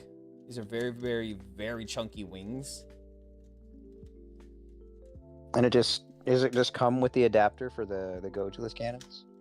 Oh, there we go. Got it fixed. Okay. Oh, sweet. Does it come with it? Yes, it does. Okay, cool. It absolutely does. Sweet. Which I love that because it's so fucking ridiculous. Alright, that should... There we go. That's just kind of what happens with big old Zoids. Is like, well, you can't be in the front lines melee anymore. You're too slow, so we're just gonna put big guns on you. There we go. Okay. So now we have the wings finally put on, and then we have this little... So it's got like a whole housing unit for the wings, I've noticed. Nice.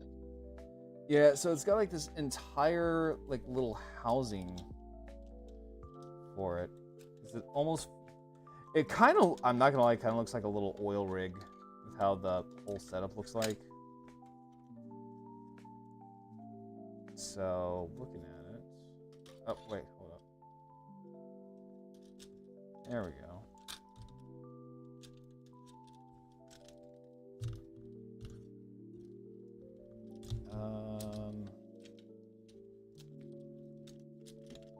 These off to the side. Hang on.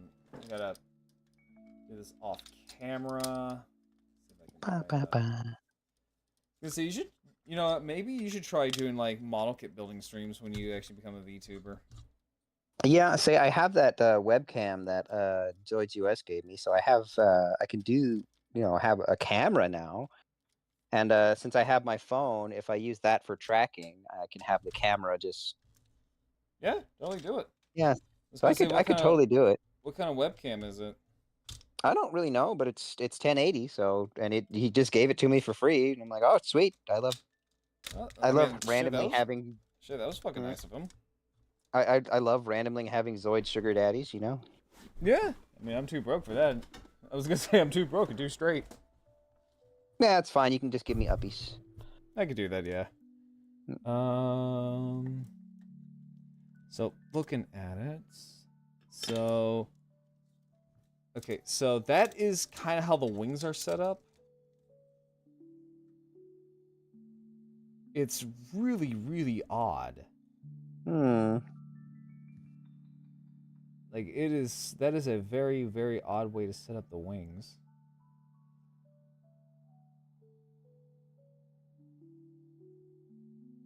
That's correct. Okay, so everything looks like it's fine.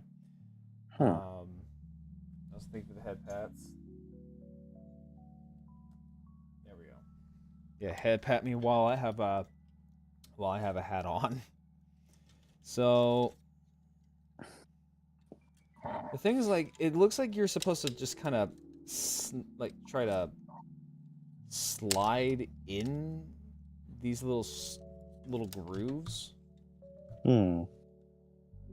Yeah, because there's like a bunch of little grooves there.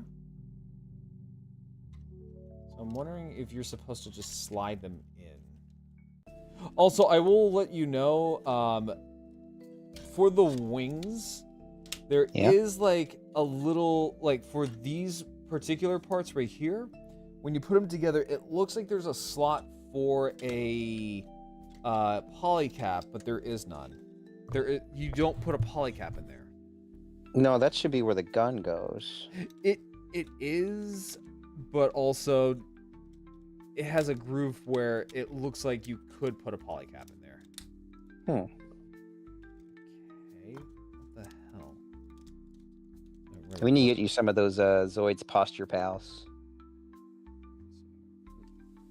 Oh wait, what? We need to get you some of those Zoid's posture pals. Oh, are those like those little The little Zoid Zeke and models? Shadow plushie that I posted up yesterday? Oh yeah. Oh, is that what they're called? Yeah, they're posture pals. They're little like weighted plushies that you're supposed to put in your lap when you're on the computer, because that way you're less tempted to try and shrimp because there's a weighted plushie pushing back against you. Oh, okay. Yeah, I'm not really sure why, like, because we have very few Zoids plushies, official ones. I'm not really sure why they opted for that, but I didn't even I'm like, realize those sweet, were. cute, and I didn't even know those were supposed to help you out with your posture. yeah, and I'm like, cute and functional Zoids plushies? Yes, please. Because I always have good posture, but like, yeah, I can totally go for one. Okay, Yeah. I got it in. Thank God. Holy See, shit. my posture's been mostly corrected over the last several months because I got my waist trainer, which is like, I can't slouch because I have this. I'm wearing a corset. Slouching is impossible. See, maybe it's one of those when fully connected. Oh, it will 100% help it stabilize. It's just, it's a really weird little setup. It actually kind of reminds me of a much bigger version of the HMM Redler. Hmm. That's another How kit I still don't have for some reason. it's a good kit. Yeah, I've heard nothing but good things. It uses no polycaps. Yeah. It is one of the very few HMM Zoids that I'm aware of that does not use a single polycap. Yeah, but very posable and expressive though. It is, and I wish that Zoids would kind of not use polycaps. Yeah, but I mean, it's kind of a distinctive look. It is. Well, I mean, like Gunpla do it too. Gunpla uses polycaps as well. Mm. It's a model kit thing. But no, like I think it's actually no, I think it's like one of two HMM Zoids that don't use polycaps. 'Cause the only other one that comes to my mind is the HMM Rev Raptor. That one I do have that one, and I think I got mine pre-built though, but it's cute, and I've used it in a few videos. It's very posable. Oh, it is. Very It's nice. also, it's very sharp. Yeah, oh yeah, it is. It's actually one of the Zoids I do highly recommend for new beginners. Oh yeah. I usually do too. I try to tell people the Rev Raptor, the Redler, the Shadow Fox. These are good beginner HMMs, but I'm like, if you haven't done any model kits at all, go to the AZ or the RMZ line. They're Hell, I would even say like go get the Mulga.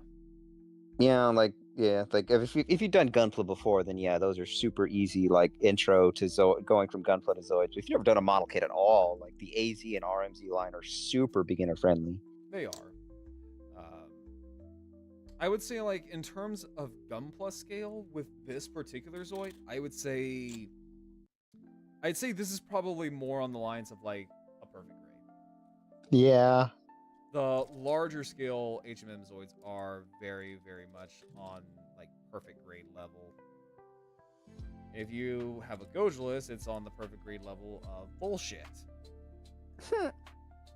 Because my god, is the Gojulus both the most single-handedly most rewarding model kit I have ever owned, but also the most frustrating model kit I have ever fucking owned. Really? I had like the exact opposite experience. I mean, not exactly. Like I don't think I had a single frustrating point in the whole kit. It just took me like a week, but because I'm like, That's why these are so super easy steps. But I was like, these are super easy.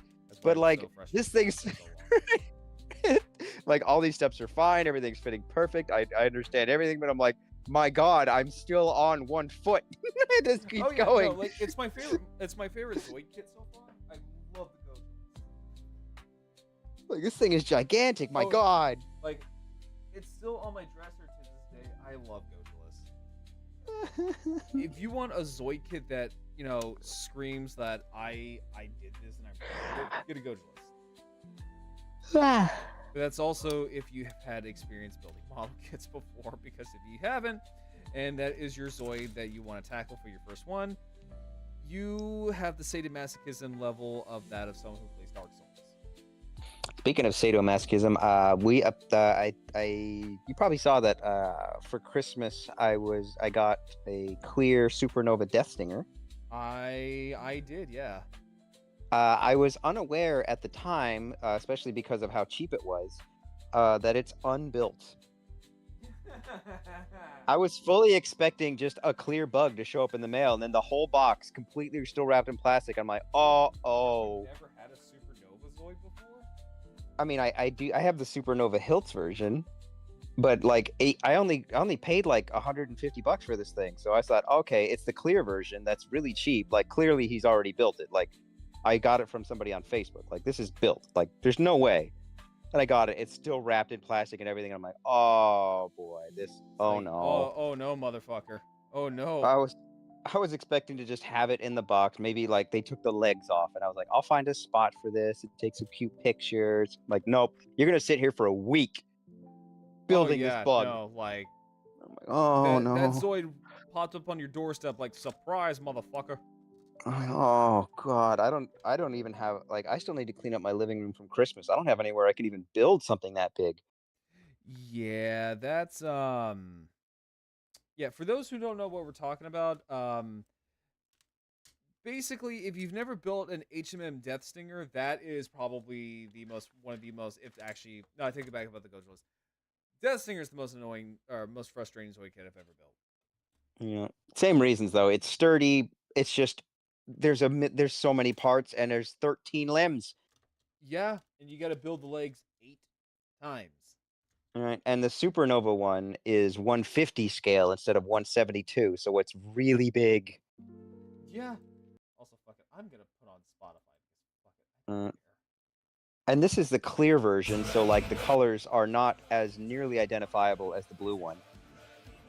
So like I'm gonna have to try. Like I can't just because when you at least build the Hilts version of the Supernova Death Stinger, you can easily tell where most parts go because they're blue, red, black, or silver. But this is clear. The colors are like light purple, pink, light gray, and I'm like everything is not visually distinct. Yeah. And I'm like, oh, I'm gonna be here forever. So I actually have a few Supernova kits. They are really good. Oh yeah, the say for bootleggers, they've been doing bootleg Gundams for years. They know what they're doing. Oh, they definitely do. I still to this day, I still need to track down. I think I thought there was a regular purple supernova Death Stinger. Is There the is. regular one the Hiltz one? Okay. So for Supernova Death Stingers, there's the Hills one, clear one, purple one, and a white and blue one. Right. The white and blue one, that one is also 150 scale, isn't it? I haven't. They're all the same. Oh, okay.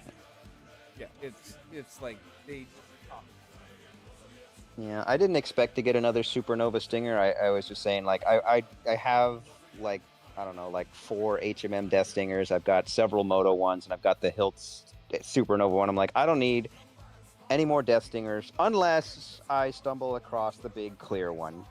And sure enough, somebody on Facebook's like, hey, I have a big clear one. You don't have one, right?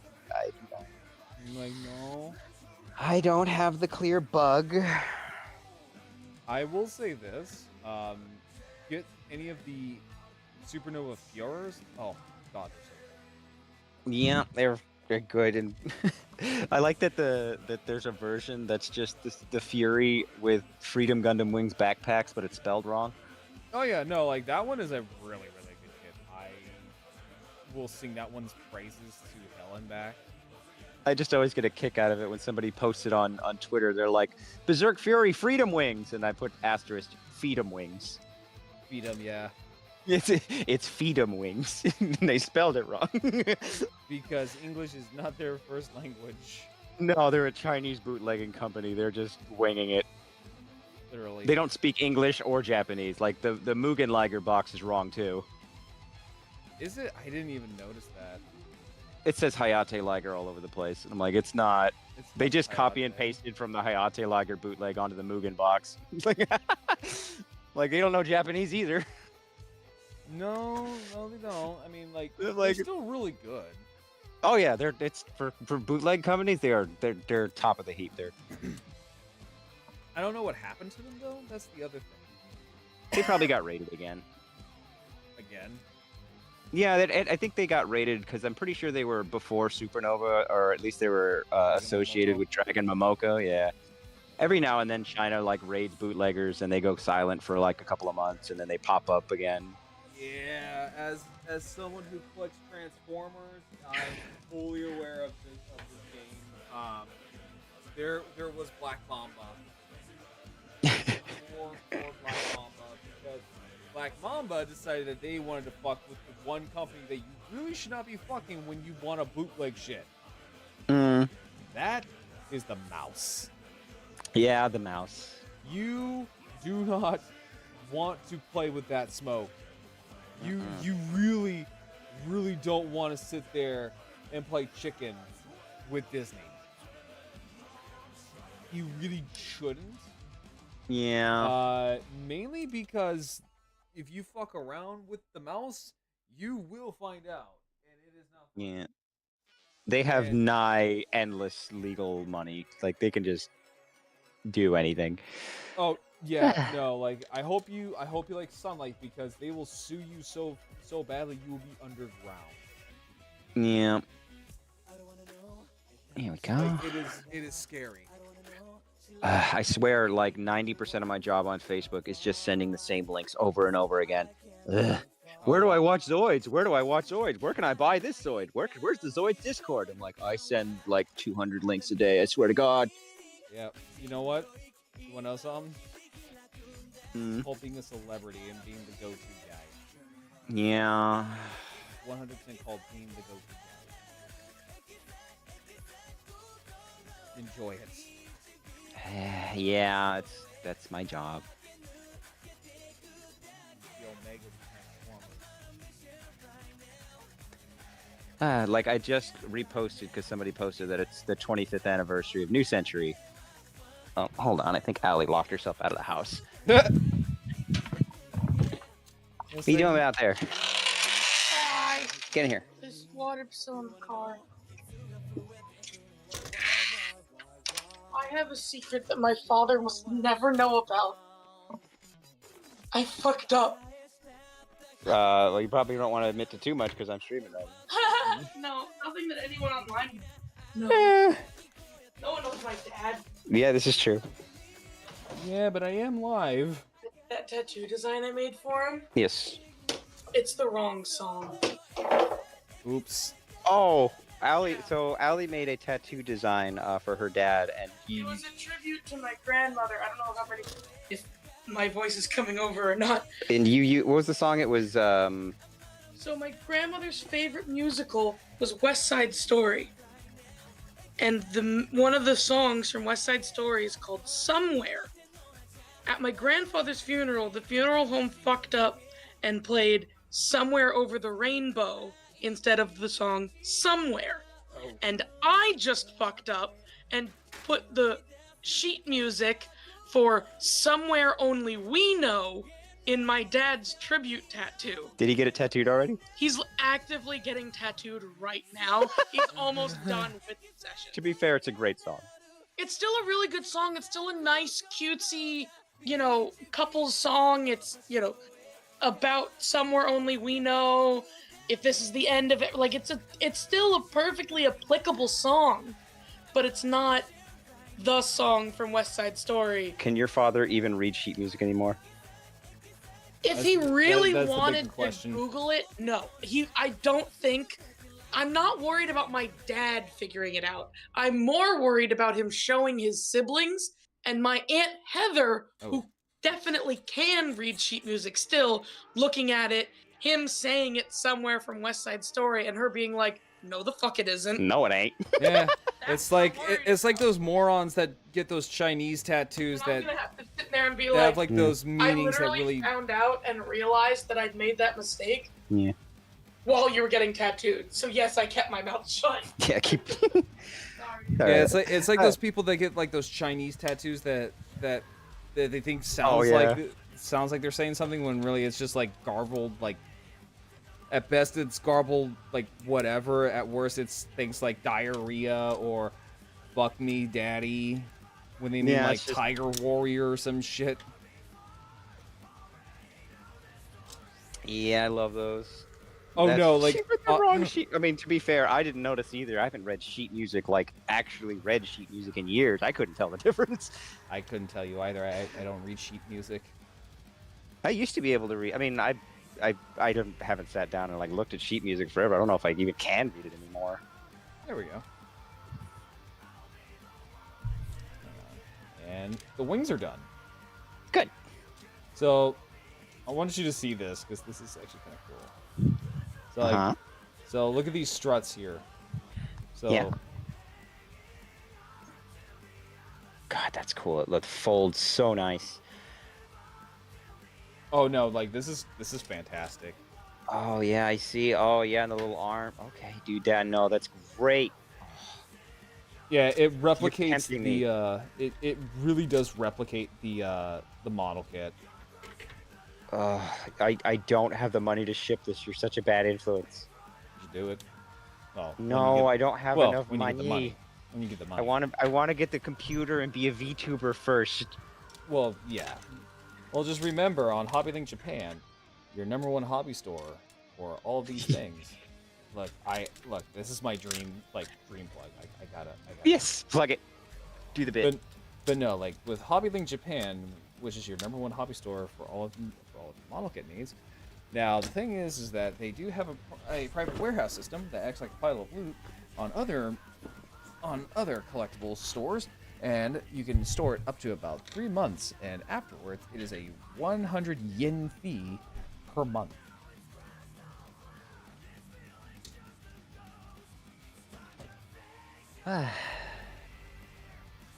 So you I actually haven't even looked how much it costs to ship this thing. What am I going to look at? That would be, so when you go to HobbyLinkJapan, also I just wanted to say here, so use chat for my exclamation point HLJ your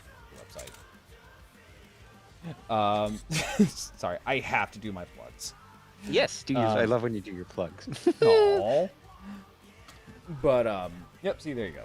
Yeah. So when you go to HLJ, you go to, I want to say it's your private warehouse, and then you hit add to shipping or whatever, and then it will tell you directly. Well, let me just see then. How much am I gonna look at? It's gonna be about 100+. Probably. Yeah, no, I can tell you, getting this Zoid, you will be hitting every branch on the way down. You will absolutely 100% be hitting every single branch on your way down. Okay, and then we sign in. Let's see here. There we go. And we're gonna be at break baby jail here soon. Okay. Here we go. Private warehouse. Right. So Sally's in there. That's the only one in there. All right. And he said just add it to the. Yep. So go. Add. Yep, and it'll tell you Here we go. exactly how much you will be coughed up for shipping. Let's see. It looks like the cheapest option is. Let's see. So small package is 12,000 yen, which is about $100, I think. I think so. DHL for 20,000 yen, which I think is like $150. And FedEx is 17,000 yen. Okay, so yeah, the so is... you're basically going to be hitting every single branch on the way down while getting this thing shipped. Yeah, that's all right. I mean, I'm pretty sure also, yeah, I have 157 days left, so there's literally no rush. No, not at all. Yeah, I'm like, all right, yeah, I want to get the computer and be a VTuber first because I can't even start episode 4 until I get the computer. Like, I'm pretty sure the Office PC has had enough of my BS. Who your? I was gonna say your office or the PC at the office. The PC at the office. I was gonna say. I think it's just had it. It's like, no, you keep using me to emulate games that I'm not equipped for. Yeah. Just like, please kill me. Oh, the dust line on my boots. Look at that clean fucking. They're black boots, I promise. That's hilarious. Well, now that Allie's home, we're gonna have some snacks and we're gonna hang out together and watch some One Piece. Thanks for letting me join your stream. Yeah. Good luck with the rest of the Sally. Give it some feet. We're gonna finish this thing tonight. I swear to God, we are finishing this thing. Because the only thing that's left is the feet. The feet. Yep. All right. I'll catch you later. All right, and I will. Yeah, bug you later.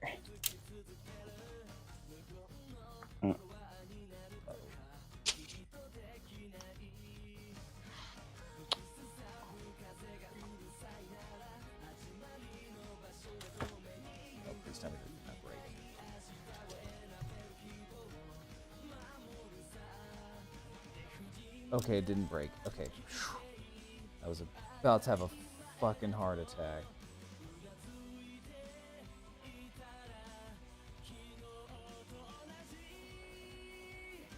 No, it just took... Oh, no. It didn't break off. I was like, oh, no. Oh, please tell me this did not just break on me. No, it didn't break. It just took everything else off. I was actually about to have a fucking heart attack and just end the stream right then and there. No, thank God it didn't break. Yeah, no, that's the thing with the Zoid is that it's a really good Zoid. It's just a lot of this is just struts because it is. So what it's trying to do is that it's trying to replicate the original model kit. Because the model kit did have a lot of like little struts and stuff, so that way it can stabilize its big giant honking fucking wings. But also, it does kind of come off as just slightly a little bit agitating, just because it is so goddamn big. Okay.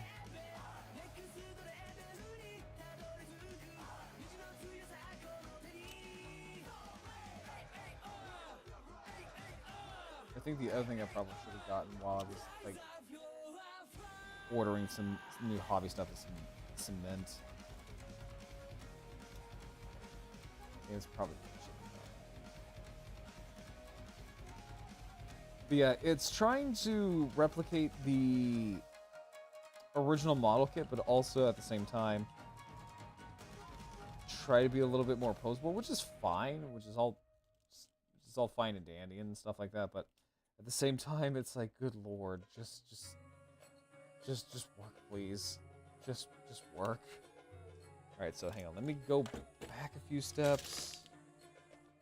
Real quick, make sure I'm not forgetting anything. I feel like I am forgetting something, 'cause there's a large little gap on the back. There's a large gap on the back.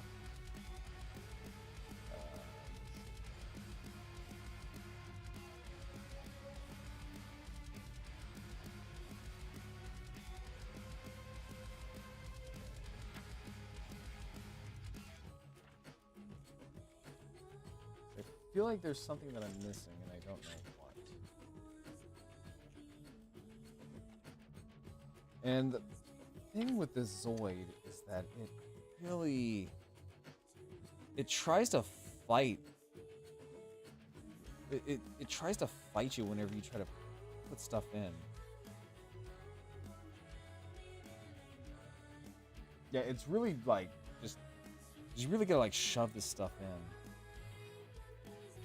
Yeah, because there's like a slot here, and I don't know what that is. I'm trying to go back and figure this out.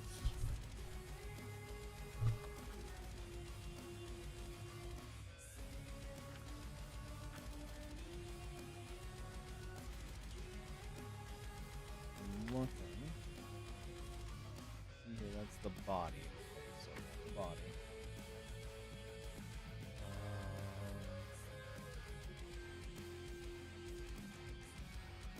There we go.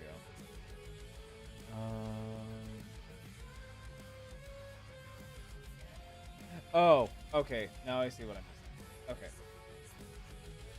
Maybe.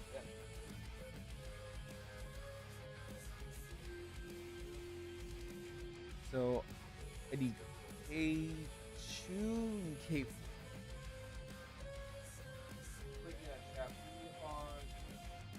Finish this thing tonight. We are definitely going to try to finish this tonight. We only have really just one more thing, and then this thing is complete.